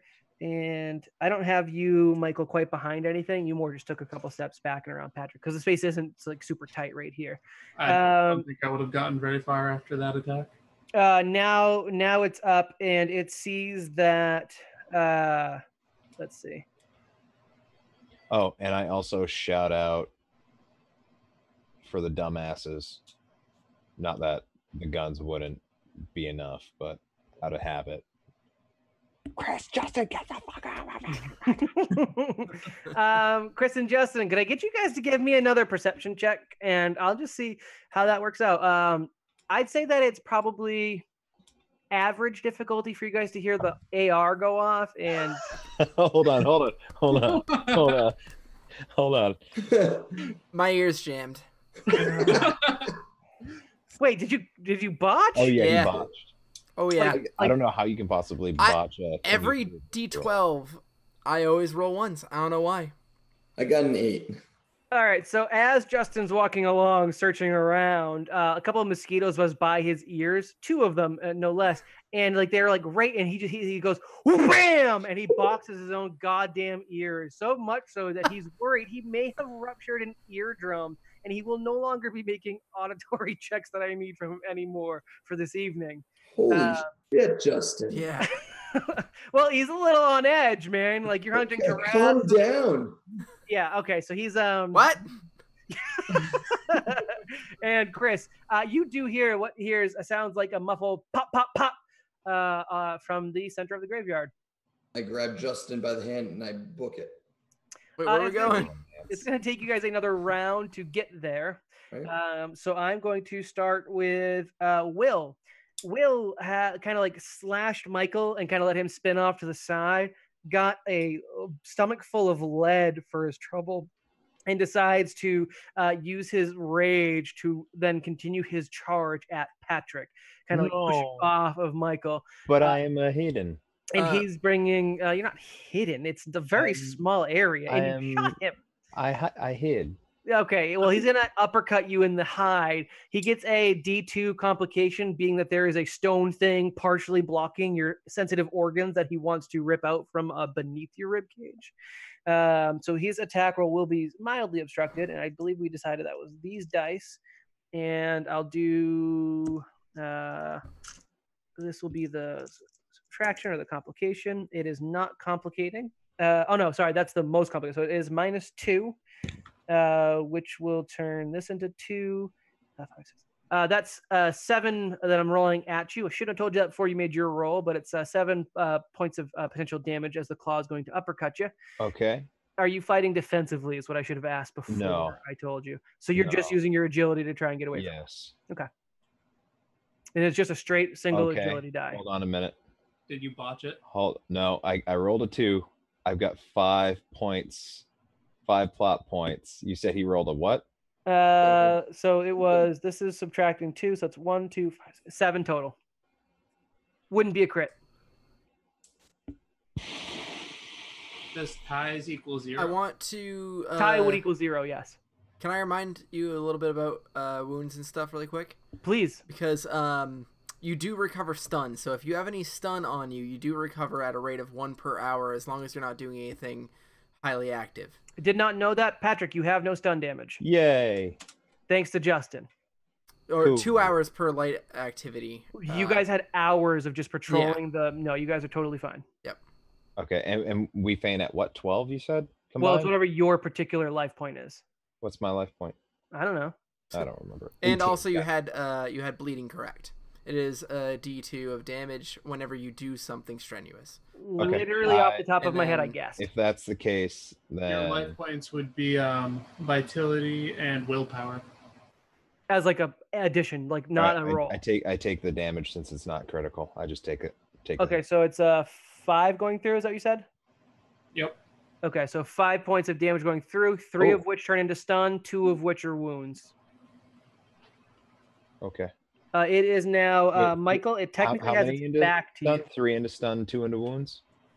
3 stun, 2 wounds. Yep. Cool. Alright. So I'm going to kind of move around a little bit just because I know for a fact that its back is a really hard shell. So I'm going to try to not shoot it in the shell and kind of move around to its front, and being a little pissed off and bleeding profusely, I'm going to spend some plot points. And can you spend as many plot points as you want to bring up your dice? Yeah. Right, I'm going to spend blow your 4 to load. bring up all my dice to D12s. How many are you spending? 4. No, I that's have fine. I have 11 right now. No, that's fine. Go nuts. So, Getting up to D12 is fine. You can exceed a D12 as well. It just adds a D2 and then iterative dice well, because I'm about to ask Chris, what do I add for a shotgun? for damage. For damage. So once you hit, a shotgun is, oh shit, it's a D10. I will say, if you botch this, Patrick's probably not going to like it. Don't forget about your attribute steps. Your -2 attribute steps if you have any. He's not. don't. He's not at his half Oh, you're health. not half. Okay. Although, I guess the strenuous activity would be moving and shooting, so I'll have you roll your damage after. So for now, the bleeding isn't a problem. So go ahead and make your rolls. I'm going to preemptively roll his agility defense because that's all he gets. That's good. It's not bad. Where the heck are they? It's not 2 D12s Apparently worth. It's not even half of a D12's worth, but it's fine. What's your roll? I haven't rolled yet. That seems like a counterintuitive stance to take. Roll 2d12. Yeah. I got 9. Oh, hey, 5, 6, 7, 8, 9. Oh, shit. So you I do whatever the D10 is. Oh yeah. You definitely roll the D10 as well. 2 extra damage. That's more than enough. You were killing it with just your basic damage. So you step around to the side. You don't get quite in front of it because it is all up on Patrick, and Patrick's cowering against the wall basically. But you get to the point where you are parallel to it, and to shoot for the front half of it, and it's big, so it's not that hard to determine where the the shell would kind of come off. And your shotgun blast eviscerates this thing's face and neck to the point where they start to slough off, and underneath the blood and the gore and the popped eyeball running down its face, you see some of the bones pockmarked with your I'm assuming some sort of shells from the shotgun. Pellets? Shotguns shoot what? I don't know. It'd be pellets. Pellets, sure. And the thing slumps down on top of Patrick, it's hot, warm ichor kind of covering your luscious locks of hair. And with us feeling kind of safe at the moment, I actually kind of just fall back, sit down, and start tending to the bleeding. You I am bleeding profusely. That takes priority. You're not under a monster. profusely. It is actually so Michael kind of slunks back. It's Patrick's turn. Also roll a D2 and take whatever the damage is to your. It sounds like, is it Justin? Did it say wounds specifically for the bleeding? It is. I've got it right here. Basic damage. Okay, so that's going to split evenly. Yep. So if you roll a D2, one of each. Patrick, it is your turn. I push him off of me, and I curse Michael's name. Also, I brag that I loosened the jar for him. Give me a strength check. Oh, He's heavy. He's real heavy, especially since how he's heavy dead is weight. heavy? I'd say he's probably 400 pounds plus. All right, can I do strength plus athletics? No. Yeah, I'd allow it. Okay. D6 plus D4. I have too many tabs open. D6. I got a 6. D4. I throw him across thine room. Not quite how it works, because it was Throw going to him be a across the room. hard difficulty, but you managed to lift him up off of you and eke out under it. So you are no longer entrapped because they're still in combat rounds. What are you doing after you're free? I look at Michael and I say, "Did you see me throw him across the room?" Do I notice him just kind of plop where he used to be? Oh yeah, 100%. Good job, and I continue to attempt to bandage up bleeding stuff. Not That'll really. come as an action next turn. Yeah, he really got me right here. Ooh. He says to the guy that's bleeding profusely. Exactly. The joke. Are you My shotgun maybe pointed in your direction, just lying on the ground though. Yeah, so now that that's happened, well, I confirm he's dead. I want an action from you. Is your action confirm he's dead? Confirm he's dead. Sure, you go over and search, look the body with, poke it with your rifle, and it's unmoving. Oh and wait, I didn't you need don't get a pulse. to do that because his face was open above me. Yeah. His face and eyeball moved had out. a second- I will definitely mention to you, hey, look, I was about to say, there was no door. Yeah, so as you get to the front of the building, and you try to push on the obstruction, It's it not looks a like door. somebody dropped a giant boulder in front of the church. Whether it's boulder or other stone edifice, it's unclear. You mean like a giant shell? It's smoothish. I wouldn't say it's a shell. It's definitely stonework. As you try and kind of push against it, it does not give. And I'm going to let you figure out what you're going to do with the rest of it, as your action was to, check the body, get out from under the body, and then try and get to the door as quickly as possible. I want Chris and Justin to roll initiative. Let's see. 10, 8, 2. What was initiative again? That's agility and... I think it's agility twice. Or was it agility and No. alertness? No. It's Initiative. alertness and agility. Oh, my bad. Agility, okay. Mine are the same dice, And and it I doesn't have, tell me what I'm rolling. I have split second timing, giving me an extra D2. Go for it. 2 as well. All right. So let's see. 7, 8, 9, 10, 11. You got an 11? 18. Holy mother of God. Yeah, all 3 of my die, I rolled the highest I could possibly get. No, you didn't. I did. Oh no, I thought that was a D8. No, you didn't. Yeah, no, I did not. All right, Justin, you actually pull ahead of Chris as you guys get to. You guys are kind of rushing basically towards the center of the graveyard. You hear. Does he know why? What was that? I was about to say he can't hear anything for the rest of the night. Does he know why? Oh shit. It's Yeah, not where are that we he can't going? do anything, He just It's his not that hearing he's deaf. can't It's help him with checks.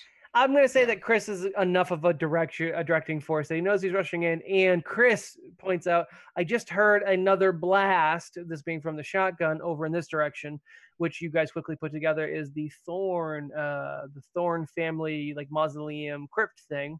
And as you guys get there, someone seems to have uprooted a large stone. Might have been decorative at one point somewhere else in the graveyard. Is just a full-on boulder and dropped it in front of the mausoleum, so much so that it is blocking all access to the door. Oh. That's nice. And Justin, you get there first, and you get an action, like a combat round action. Does he see anything? Let's see. Do we see anything when we're there? You guys make a check for me. All right, yeah, I'm gonna make a check. Do you want me to check as well to get that out of the way? Yeah, I'll allow it. 10. I got a Nice. 11.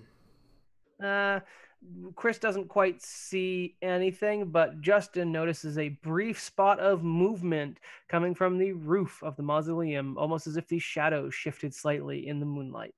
Up there, there's shadows shifting slightly in the moonlight. Son of a bitch. You should just No, start but to seriously, ignore up there, maybe. what is that? Justin, it's your turn. You got to make a call. Yeah, I'm gonna. You got like 3 seconds or something. I would imagine I have a flashlight. Sure. I'm gonna shine it up there. You see like the edge of something that's more or less obscured by the edge of the mausoleum itself. Could be like a coat or some sort of dark cloth. Something up there. Say it. Say it. I said that. Uh-oh. No, he wants you to say exactly what I just said. Exactly what just slightly just slower. Said. Yes, thank you. So you use your turn to alert Christopher. Yes. Mm-hmm. Yes. Christopher, your turn next. Does it see us? You don't know what it is, and you don't quite see anything of it, so you can't be sure.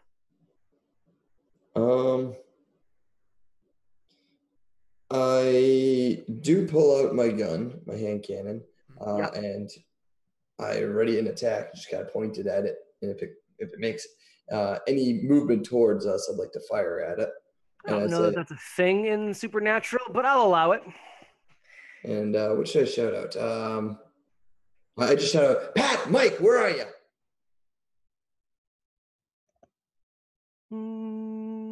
Okay, fine. Michael, it's your turn. You hear a muffled shout. I'm going to say you can't quite make out the words, but there's a muffled shout coming from the other side of the stone, and you have a combat round of stuff to do. I want to stop bleeding. There you go. So go ahead and I don't know how First medicine aid. or healing. Thank you. First aid. Sure, there's a first aid skill. Try that. It is a ability or a action. It's an action. Yeah. Okay. Do you want to look up that action for me, bro? Because I don't know what he would roll for that. Probably be intelligence, and then there's a skill medicine, but How's about survival? Because I would like to survive. First aid. When a character has taken many points of wound, blah blah blah, or if he's bleeding. Or recovering from like bleeding, specifically. Hard. It's a hard alertness plus medicine / first aid complex action. Hard is an 11. So alertness plus complex action. I think it's one of those things that could take multiple rounds. Yeah, you can do that if you want. So you spend time bandaging yourself. If it's just it's a hard complex action. I'm sorry. Complex actions actually have their own skill chart, like a difficulty chart. It's not the same. If you're looking for wound recovery, there is a Hard chart for that. Oh, okay. What's the chart for wound recovery? Because a hard threshold is 55. I would bleed out before then. Recovered. I don't know. What are we looking for, like exactly? Because it's just wound damage, recovery difficulty, and then surgical threshold if there's surgery involved, I guess. It's not surgery. He just needs to basically bandage it. So you know what? I'm just gonna hand wave it, Michael. If you want to spend a turn ripping off a bandage and making a tourniquet for yourself, I'll allow it. Sure, and I'll spend a pot point to make it make sense. Gold. All right, fantastic. I like that. Don't botch because you take damage. Pat, you're muted. Ha! No, I know. Good job, guys. You thought you were gonna get away with that. All right, and then so that is Chris, Michael. Now the thing on the roof. King Koopa style, you hear thump, thump, thump. You guys from the inside of the mausoleum and from outside of the mausoleum hear stomping, thick trunk-like feet smashing into the marble top of the mausoleum as it no longer goes for stealth, and it attempts to jump and launch itself at Justin backwards as you see another Tarasque, this one apparently female by the slightly longer hair, like unkempt messy hair, and none habit as it jumps at you shell first. Can I fire at it? You sure can. I'm going to tell you right now, it deflects off its shell. Which is useful to note that your guns are completely ineffective off of its shell. And Justin, for its attack, I'm going to give you I made a good assumption. You didn't. Yeah, you did. It was totally fine. Joseph was trying to give you some hard times.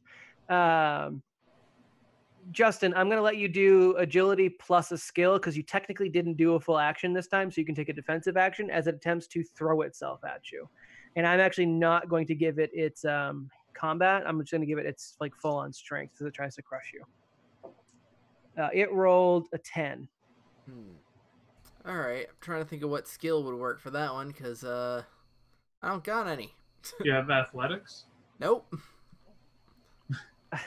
Jesus Christ, Justin. I don't have any fight. All stuff right, very just well. roll agility then. I mean, I did see it. Perception, maybe. I don't know. No, you know what? I'll allow that. Yeah, perception to see it coming and get out of the way. Yeah. No, that's fine. All right. Okay. Agility plus perception. That's totally fine. That's viable. Cool. This big thing cannot change its course in midair. Certainly not. Did I not roll the other one? I don't know. Try harder. Oh no, I got a 7 on that. So 7, 8, 9. So yeah, 9. And what I tell you is rolling with a 10. Yep. So I'm going to say that you avoid the full-on crushing weight of the thing as you try to sidestep it. However, the shell, the jagged edge of the shell managed to catch your shoulder mid-fall. It does a single point of damage to you, which is just a stun when it's a single point, which spins you a little bit. So you are next to the creature, and it thumps hard onto its back. And it is now prone onto its back as we go into Patrick's turn. You're muted, you piece of shit. But we're still stuck in the room, right? You are still stuck in the mausoleum, yes. And you did not see that, although you did hear something stomping on the roof. So I would say that your alertness is at least straight up there. Okay. I take a look around the room, see if there are any other options for exits. There are absolutely none. You Cool. are... Mike, you got any ideas?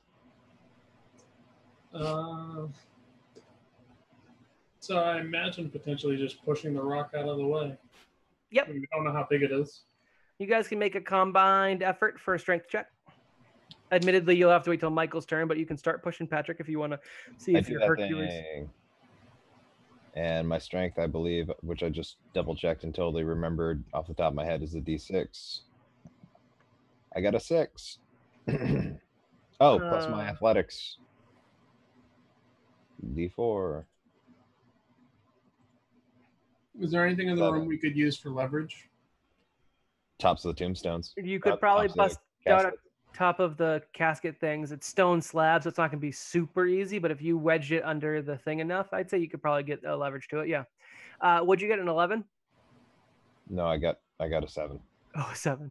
All right, yeah, you push up against it, and it doesn't even wiggle at that point. You're a decent amount of distance from making any headway there. Michael's point of leverage, spoken out loud, yes? Yeah. Maybe Patrick, instead of when you realize that pushing for your end is futile, maybe I knew that was going to happen. Scrape out the end of like underneath the edge of it to see if you can get a point of leverage there. I do that thing. All right. I don't need you to roll for that. We're going to go back to the top of the order with Justin. Okay. Just so you know, you are in front of off to the side and in front of the stone slab. You are right next to a female Tarasque who is unknown to you, but wearing a nun habit. Still thick, big looking, ugly creature. Not an attractive Tarasque. Okay. I'm going to... jeez. Run away in fear.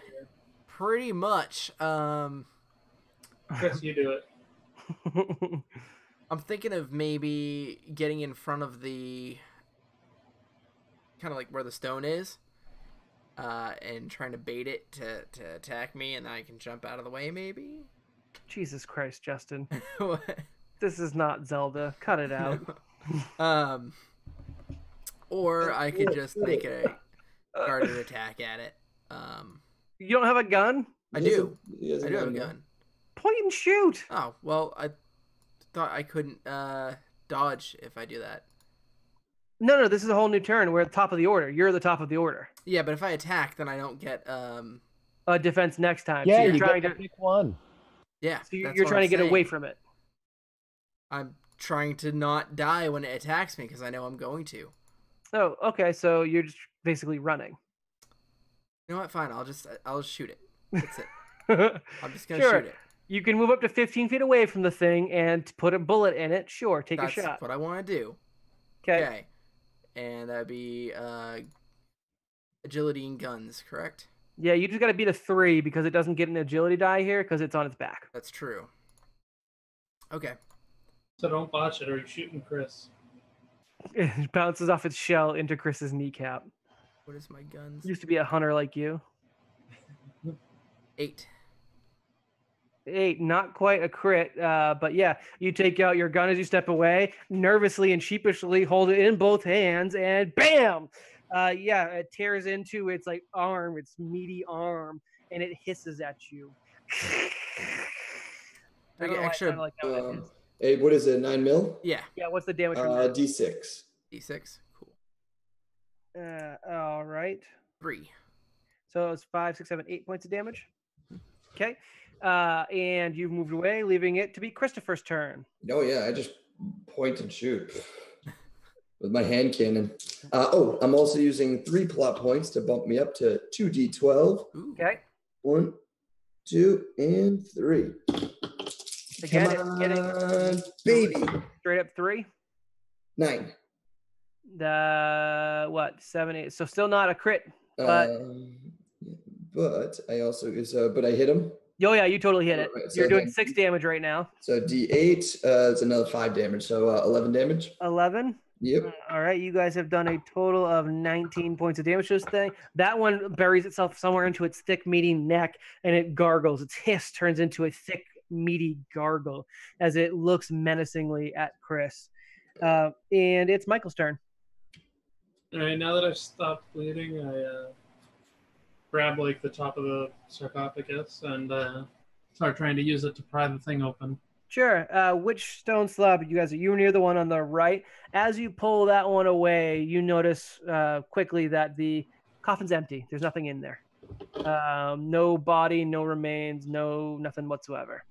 And as you kind of pull it up, it's heavy, but like you got some adrenaline pumping. You drag it through. You guys wedge it under that little wedge that Patrick managed to dig into it, and give me a combined strength check as you guys push for all you're worth. Right. And I'm going to add weightlifting from athletics. So Sure.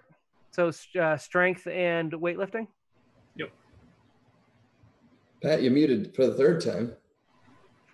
Patrick, technically, it's because I'm sick, so I keep coughing. So that's fine. I'm going to let you roll in your strength check from last time. What was your total? it was 7 total. I'll just have it as a 7 plus whatever Michael's doing. 13, so we're at 20.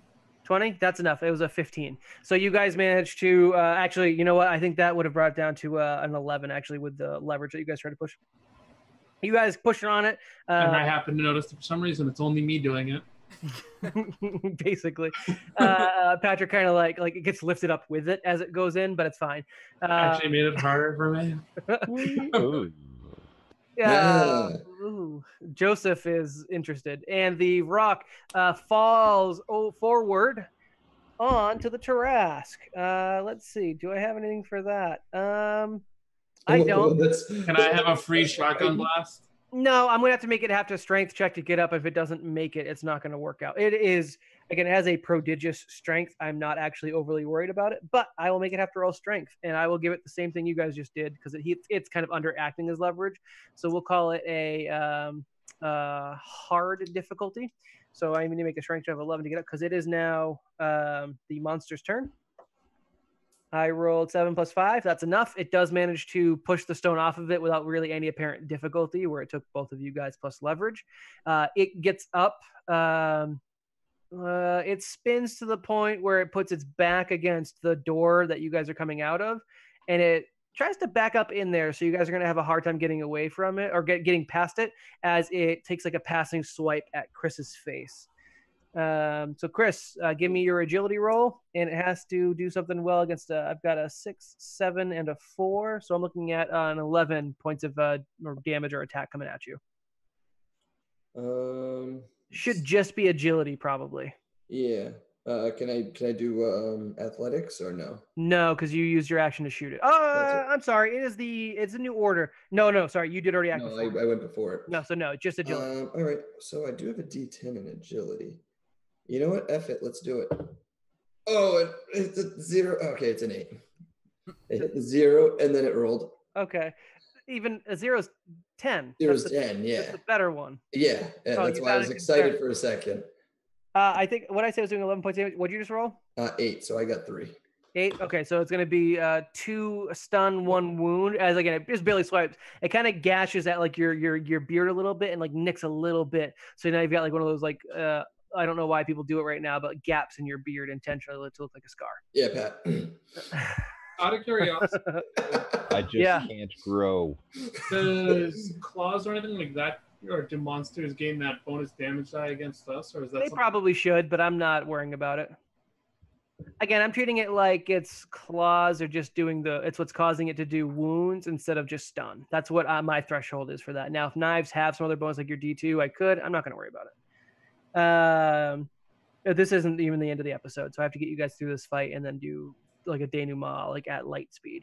We're at the top. Nope, sorry. Patrick, you are up. I'm going to say that your strength check was rolled in from last time, so you actually you're able to act.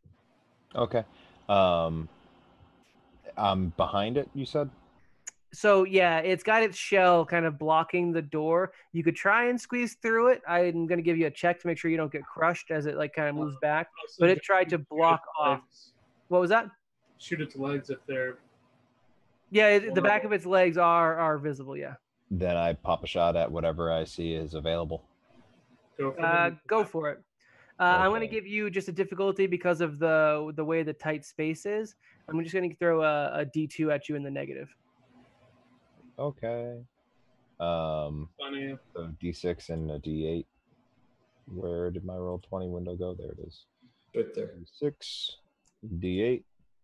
I would have rolled a literally 10. just calmly put the shotgun up nice and close and just point blank. Yeah, but I know did you the don't thing. have a shotgun. Yeah. I had it roll its agility. It's actually easier to hit than as if it didn't get the roll for agility right now. I rolled a 2. Oh, good. Oh, that's a crit. You crit it? Well, because I rolled 10. Oh, did you roll your rolled minus 2? and I haven't rolled my gun yet. Oh. Well, the gun doesn't add to the crit. Okay. And you have to So roll then your I'd be minus fine. right now, right? What? Yeah. Did you roll your D2 minus? No. So minus 1 or 2. Roll 1 D2. Of course. 2? So 8. Yeah. 8, which is not So- quite enough. However, even with your whatever damage you roll, your gun is enough to scythe through. You kind of strafe across both kneecaps, I which still have to roll my D8 for the damage from the gun. you already killed it. Oh, sweet. And as it topples backwards, kind of leaning and sliding down against the door frame to this mausoleum, leaving like blood and gore from its knees, like just starting to pool out. It looks up at Chris, who's still kind of got like his hand cannon out and ready to go, and it says, "I waited centuries for this. You best." And it slumps over dead. Help get the Patrick out of the room. You guys are able to push it out of the way. Guys, you're Oh, in okay. there? Oh, all right. Oh, Hold on. now we can push it out. Pull everything out. I look at Michael. Oh, shit. Michael, you need a hand? Not even on top of you. It's sitting against a door frame. You're just pushing. You could do it one-handed, you goddamn. Yeah. Yes. Who has first aid? I got medicine. Oh, great, because I need some. I'm going to say Chris works on patching you guys up as well as he wants, or not.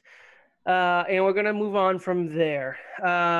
You guys give a quick call in to your fake fed friend, All Set, as he goes by his handle. And you call in the fact that you guys have created quite a disturbance by firing off guns in the center of town near a church. Also, the corpses are kind of a problem, and the falsifying that you guys are police as the real police are showing up and all that fun stuff. Just for the sake of brevity, he says that he'll get it taken care of. And from behind, you guys, still in the graveyard, still after having just resolved this all, Ashley, the hunter that you guys met in Joseph's camp where Joseph died, the hunter that started this all thing with getting you guys afflicted with the compulsions, which you say come from a witch. I'm doing it mostly for the Twitch viewers and Ashley, audio right? folks. Yeah, Ashley. Ashley steps out from beneath a not too far away, like gravestone, like a nice big ornate one that was, concealing her. And she says, pointing at Patrick, and she says, "Do not put that shit in your mouth. What? Why would he? Pat, you doing drugs? Are you doing drugs, Pat? He's a vegetarian. Patrick looks ashamed for our audio listeners and kind of doesn't meet eyes. So you've been here the whole time and you couldn't help us? I say, clutching bloodied, hurting gashes. I the worst. Not get here that long ago, and I needed you guys to not be dead for me to do the next step. It's not worth it if either of you or any of you dies. Great for not doing that. You, and she rummages into like a purse that she has with her, and pulls out a viscous red fluid in a basically just a tube, and she proffers it to Patrick, and she says, "You drink this now." Does it mean I don't have to? And I grab it from her and just look at her. Wait. Hey, you just gonna drink that? You're already cursed. Glug. Awesome. Now, you're still going to feel the same compulsion. And as she speaks, you feel it. You feel that like stomach lurching as you look down, and you've got the steaming, meaty, reptile-esque flesh of the female Tarasque you've dispatched before you. Give me a willpower roll to resist it. Okay. Oh, that's. I've seen that look before. Shut up.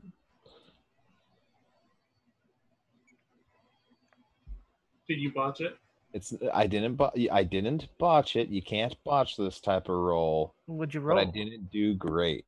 Would you roll? I rolled a 2, but I have plenty of plot points. I'm going to say the 2 is actually a fail, which is good for this instance, because you all of a sudden, you fail the ability to stop yourself from kind of going towards it. Like you're holding yourself back. And this is about normally when your nose would start to rupture blood, when the pressure of you trying not to do the thing and the urge to do the thing reach a climax. And your nose does not erupt into blood. You do not start salivating just copper taste into your mouth. Your ears do not begin to leak. Whatever Ashley gave you seems to have, if not stopped the cravings, stopped the punishment. I'll take a half a win. And she says, all right, I'm so glad that worked. Okay, and she pulls out 3 more. I've got... Wait, I was the guinea pig? Well, listen, I have not had a lot of time to get this together, and the longer I'm away from whatever she has me doing, I'm going to start doing it too. I did technically test on myself first. My situation's different. Justin, Michael, and Chris, please take this. This is not a cure for what I did to you. However, the hag had me borrowing a book from a fellow hunter, and I perused the book while I was on delivery route and found that they had this concoction that's supposed to preserve the body specifically from death magic. It's called Merlin's Elixir or some shit. I made it as fast as I could. It's got some esoteric as hell materials, but she can't punish you anymore. Do you understand? Punish us how? If you don't do what her compulsion tells you to, you start to bleed and die. Apparently, you've been a good little lapdog, but not all of us can do it so well. You remember the last time you saw me? I had the whole stigmata thing going on. Right, yeah. Actually, yeah, that's a good point. You're not dead? No, I'm not dead. I'm more useful alive, I guess. Your friend here, I've been watching. It doesn't matter. Yeah, he's been fighting off the urge to do the thing. It doesn't. Yeah. Does that have anything to do with eating that? No, I had to listen to Nickelback. She says, "All right, now listen up, team. We need to act fast. We right now are in possession of 2." She looks past you guys. Maybe 3 things that the hag wants. That's all I've been calling her now is the hag. I haven't gotten any headway on her at all. But we got 3 things that she wants. Those, and she points at the corpses of the Tarasques, and that, and she points at Patrick. No. You're at that. We're going to go. We're going to take them away. and we have probably a half hour, 15 minutes, an hour tops. I'm not sure. To set a trap. Because she's not going to be happy that you're resisting her compulsion.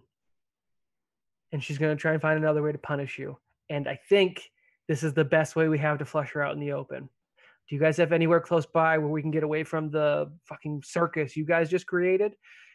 I mean, we're in the middle of upstate New York, so anywhere. Patrick is like, I have a hidey hole. I have a hidey hole. Where is your hidey hole, Patrick? The woods out in Massachusetts. So several hours away? Yeah.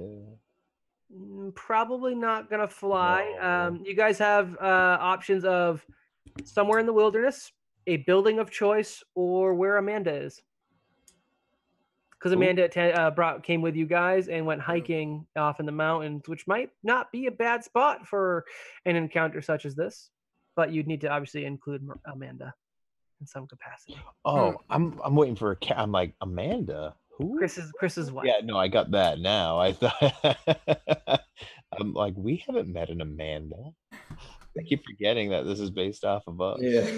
Well, I mean, she was in the game at one point. So. No, I would say not to involve Amanda. No, not at all. Yeah, probably not a good idea. So basically, random wilderness is your option, or a building or structure you guys have been to or are aware of. So you've got the church, which again, cops are going to be swarming all over this place. Let's go to the wilderness. Wilderness. I love camping. Okay, wilderness removes any real benefit you guys have in terms of like being able to set up like real position traps. What's your game plan as you're driving? About between me and Michael, we'll be able to sling up some traps, no props. It's more so like your avenue of approach isn't going to be able to be perfect because you guys don't have a lot of time based on what Ashley's telling you. Ashley's coming with a warehouse. I'm not aware of one.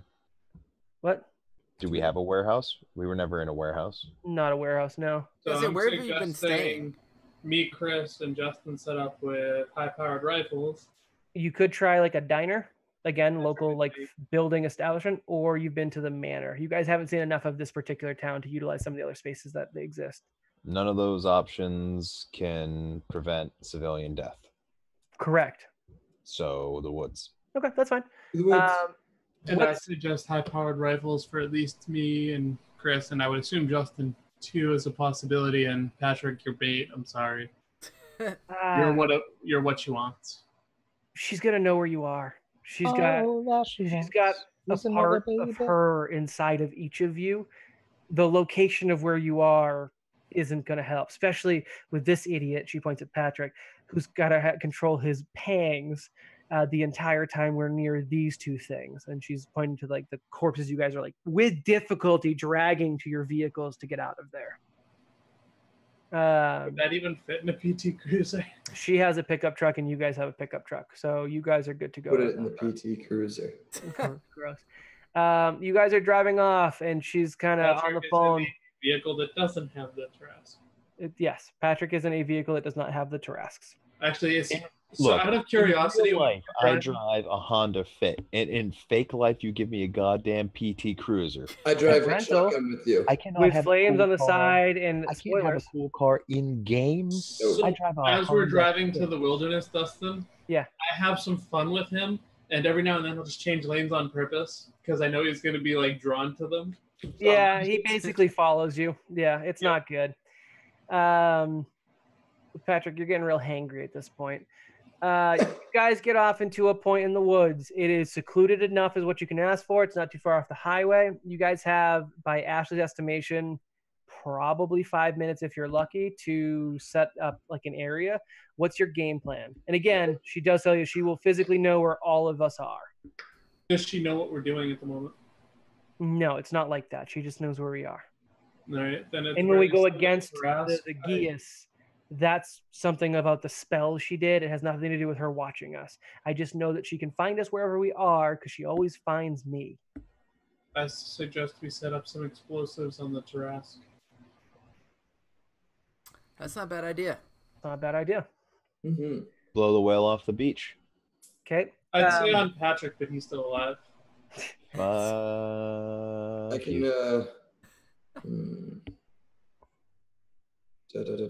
Nope, I got none. I want jury rig something. I have jury rig and I want to use it. What can I do?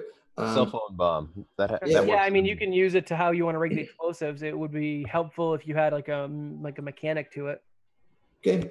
Yeah. I'll jury rig it so that I want to use a analog because we're out in the wilderness. There's gonna be no signal. So You I want to use an analog? He said analog. Yeah. He did. Did. That's how it's spelled. ANAL. Yes, but it's analog. Analog. I know. Analogs. Did you analyze that in a Yes, I did. in a boa? No. Did you make it into a log and put it up the Tarasques? Yeah, dude. Totally. Jury rigging is like an additional component to your roll, correct? Yep. Give me a roll, and I'll basically use this as to how well you're hiding it / how well your destructing mechanism will work. That's fine. All He right. plops it in the mouth and What would be my ability score? One of them doesn't have a I'd say probably intelligence, Intelligence. All right. I will. and you can throw a skill on there as well, because what we're doing is an asset. Oh, yeah, that's the jury rig. The jury is the skill. Oh, okay, for sure. So I'm gonna use 3 plot points to bump them up to 12s. Yep. 2, 3. Shazam! And there's my D12, and that's my D12. And let's effing do this! Ooh, shit! 20. Woo! 20. That is not going to be an easy search for anyone to uncover. All right. put it way up there. Yes. Probably within, like, encase it into like the shell itself by digging in a hole or something. For stances now, you guys are in a relatively secluded clearing with Ashley. What's the stances as you guys are waiting for something to happen? We definitely want to be within eye shot of each other, but I say we stay a little bit spread out because we don't know much about what witches can actually do. I am proficient in snipers. I can kind of sit a little far away and have a shotgun at the ready for close range. Ashley did kind of discredit going apart from each other because she'll know where you guys are individually. I say, don't we want to kind of do the whole circle thing where we all... Somebody should actually hang out with Patrick to prevent him from trying to eat the thing that has the grenades. Where we're all facing outward, you know, so we can see all angles. Fine, I'll help Patrick. So wait, all of us in the middle facing outwards then? Yeah, that's what I was thinking, just because, I mean... Middle, we don't know where she's coming from. Explosives? Yeah, but I don't think we want to be anywhere near the explosive. Oh, You guys can be in the other end of the clearing. So, do we know what kills a witch? Nope. You don't know for sure it is a witch. Nope. Ashley said it appeared to her as a witch at one point, but she doesn't trust that necessarily because the powers it has shown have been a little bit more than she'd expect from your normal hedge witch. Okay. In with the grenade, I want to mix in holy water because why not? Sure. All right, so I have you guys doing back to back to back to back to back to back, and then you've got the Tarasques far enough away that it wouldn't probably cause you guys any issues. And you guys wait for probably 10 minutes this way, you know, wondering partially if Ashley's, you know, fucking with you guys, wondering if something is actually going to happen. And I also mentioned to Chris, if it seems like we're going to lose anyways, blow them up just so that they're blown up. Will do. As you guys are, you know, looking all around in the clearing, whoever happens to be looking towards the center of the clearing notices a crow fly off from one of the trees and land in the center of the clearing. And about 3 seconds after that, a second and third crow appear, then a fourth and a fifth, and you've got a full murder of crows arriving in the middle of this field. And instead of landing next to each other nicely and politely, they even begin to pile on top of each other until their forms, their dark, feathery, fluttering forms, begin to start almost merging together in your eyes. And then, nope, but that's actually what is happening. It seems that these birds are making the shape of a person. What you guys end up with is a cloaked figure hunched over with a wooden cane, and the cloak is made out of black raven feathers. The hand is like pristine snowy white, wrinkled and gnarled around this thing, and their face is hidden under the hood. White lank hair hangs down from inside the hood, and the figure is facing party and ignoring the Pylo Tarasque behind it. And it reaches out one of these gnarled hands, not holding onto its cane, and it says, "So you thought you could defy me? I am surprised you got this far, especially with that one leading you." And she directs at Ashley. She's been the most faithful servant for a better part of a decade. Do you have terms or some entreaties you'd like to make before I turn you all into newts? I'd like to not be turned into a newt. Yeah, that would be the first one. I like salamanders a little better. Shut up, Justin. I'd like to know how to turn into ravens. That was pretty cool. I put my hand on my gun. I'd like to get rid of this curse, please, and just be on my way. And then I'd like to see you dead. The hand kind of pulls on its like lank white hair, tugging at it as Chris says, "I could probably arrange that, Sonny." Sonny, it's a walking trope. In fact, you would like that, wouldn't you? Naughty boy. What? What? So with all this adrenaline, what the hell is Joseph saying? Joseph is appears like to the point where you can I see his shimmer off to your side. Says jack shit. Completely silent, which is a first for Joseph. So you want to end the curse? You in particular? God, is this one of those tricky things where I could? Oh yeah, you're great at those. I could end the curse for you, sure. Get over into that big pile of steaming lizard, whatever. Get a big chunk of it, and we'll call it quits. You'll be released. Why don't you? That's plan B if I absolutely have to, I suppose. Yeah, why do you hate vegetarians so much? I've left you alone. Vegetarians never leave you alone. We get it. You don't eat meat. Well, I'm laughing in character. Is that a no to my solution there? That's what's boy? your game plan here, lady? thing. Odin? I mean, depends on what strikes me. I could strike you. She does kind of look forward a little bit so that you can kind of see an old wizened eye, wrinkly face. Does appear at least somewhat effeminate at some point. You are to be my vessel, Patrick. So be a man soon enough.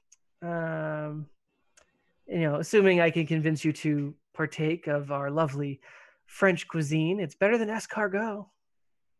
Nope, I've heard enough. I cock my gun. Perfect. You shoot it.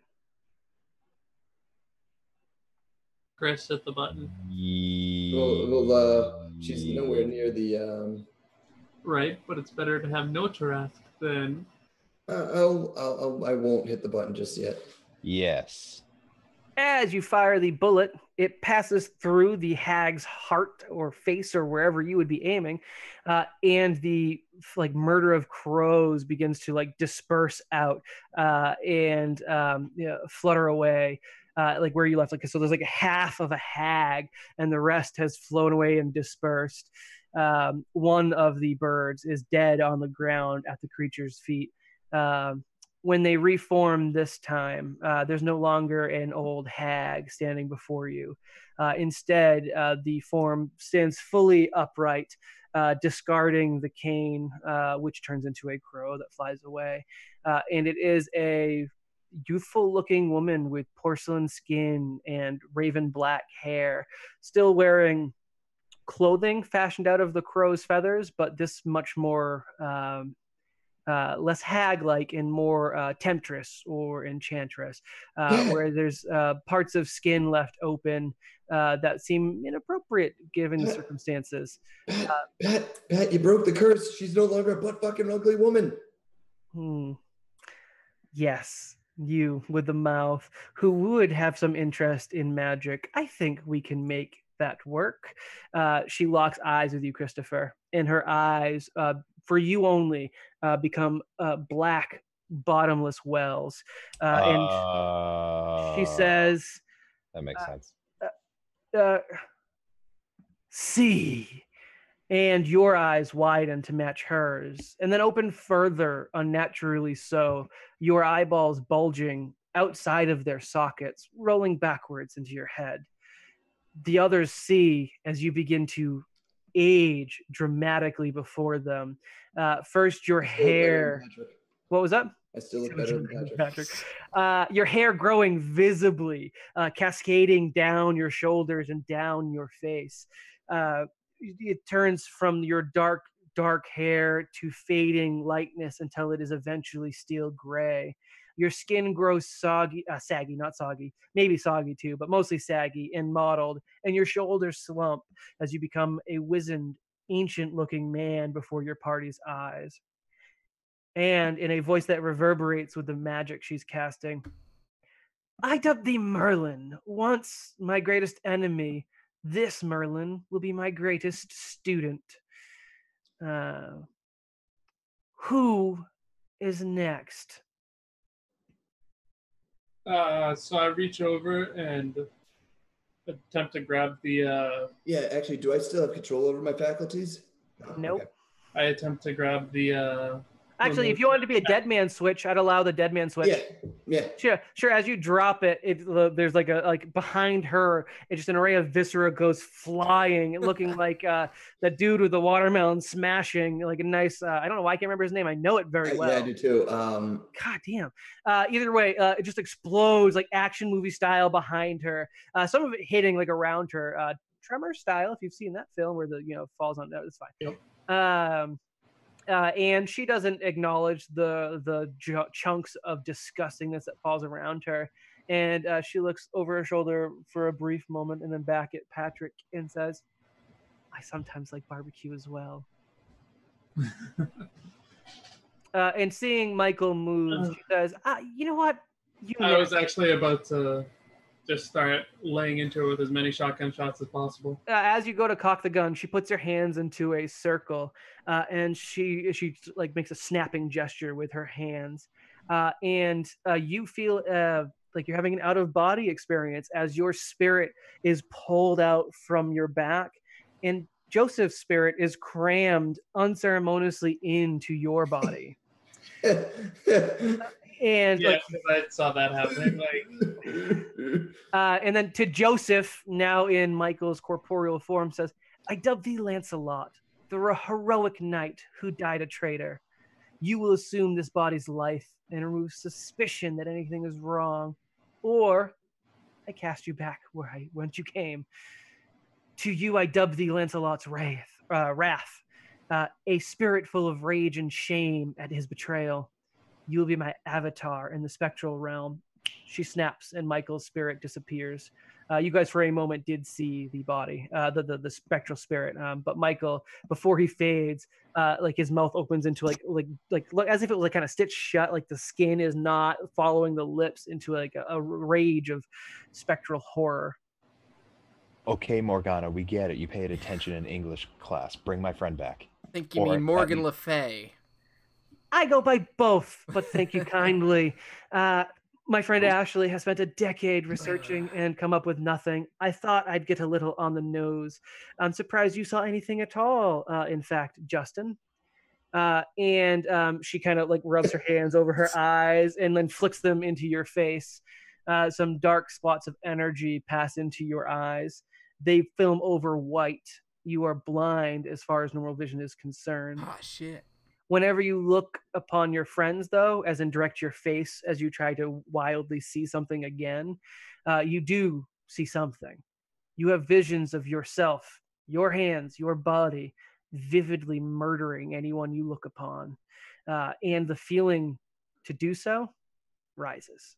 It does not recede or ebb as it has in the past. I instantly start freaking out like crazy. I dub thee Garrett, for even I have a sense of humor. You will be my agent of chaos. all in due time. Last but not least, my pet, my questing beast. I had hoped to make a new home for myself inside your succulent innards, but I see the mind is stronger than I gave it credit for, and I'll not leave myself open while I'm moving into new shells. Instead, she points a knobby finger. She just says, I'll just have you be the beast you so desperately want to avoid. And inside, you start to feel your that urge to eat turns into like lead pulling your body down, and it starts to feel like you're having the worst acid reflux of your life, which is significant because I assume you enjoy a good acid reflux from time to time. And as you begin to want to throw up from the bile building, your body begins to change. And the disparate pieces of creatures you've consumed over your time as a hunter begin to manifest physically on your body. And you begin to shrink out of sight, kind of crump down into something far less human than when you started. And I dub thee the questing beast. Not the first, but surely not the worst creature by that name. And blissfully, the shadows hide much of what Patrick has become, but it's no longer human. She looks at Ashley, the last stricken member in this field, who has dropped any semblance of defiance. And the witch, the hag, Morgan Le Fay, how have you, says, the apocalypse is supposed to have horsemen that usher in a great change. I'll make do with this lot. And that's where we're going to wrap up season 1 of our Supernatural campaign titled Wayward Sons. We are leaving the party in a state of disarray and fuckery for the most part. And that's where we're going to sign off. Much more handsome. Yeah, he's not even a Patrick anymore. We are obviously leaving this one on a cliffhanger. If we do come back to Supernatural as a group, we will be addressing these issues and likely as different characters. This may be our big move to move away from having to play themselves, because I don't like it and it smells. You mean you don't like it when Patrick plays Patrick? Basically it. I always play Patrick, but this is the first time I went by the name. Yeah. I'm not sure exactly how Supernatural will manifest itself going forward, or how the story will come to a conclusion. I will conclude it, but I'm also thinking of maybe doing some guest episodes if people are interested in participating in Supernatural, and maybe throughout the course of the year, maybe we'll wrap up these as all specific one-shots dealing with one of these new creatures or difficulties that Morgana created. It's a great thing to break out if one or two of us can't make it, because also 100% true. It might be something we use as a stopgap. Say we have to miss a Starfinder episode, maybe we do a special one shot. Yeah, 100%. There's a lot of options, so we'll come back to it. I don't anticipate us going through a whole other season of Supernatural. I don't think we love the system that much, and I'd much rather try. Well, Patrick, there are newer versions of Cortex that I think improve upon everything, and like this Cortex is generally considered not great, but the other Cortex, Cortex Plus specifically, is like lauded as a decent, good system. So the future of Supernatural is not a full season, but we'll definitely come back and visit these characters again and try and solve the Morgana situation in the Supernatural universe. For the rest of you guys, thank you so much for watching. I hope you've enjoyed the Supernatural RPG. I hope Wayward Sons has been enjoyable. I will eventually have podcast episodes, so please feel free to tell all your friends to come watch us on YouTube at youtube.com/NSTP podcast, or bit.ly/never YouTube. That's the one. We'll be, again, you can find us on your podcast stuff as soon as we get the Supernatural stuff going. Next week, join us same place, same time, that being 8:30 p.m. EST. Yeah, that's the one. And we'll be doing Starfinder. And join us plus Nick. So obviously you guys are going to come back for Nick. Until then, just remember, folks, never split the party. Yeah. Morgan Le Fay. All of us? Actually, I think I'm the only one that's not there anymore. They're in spirit.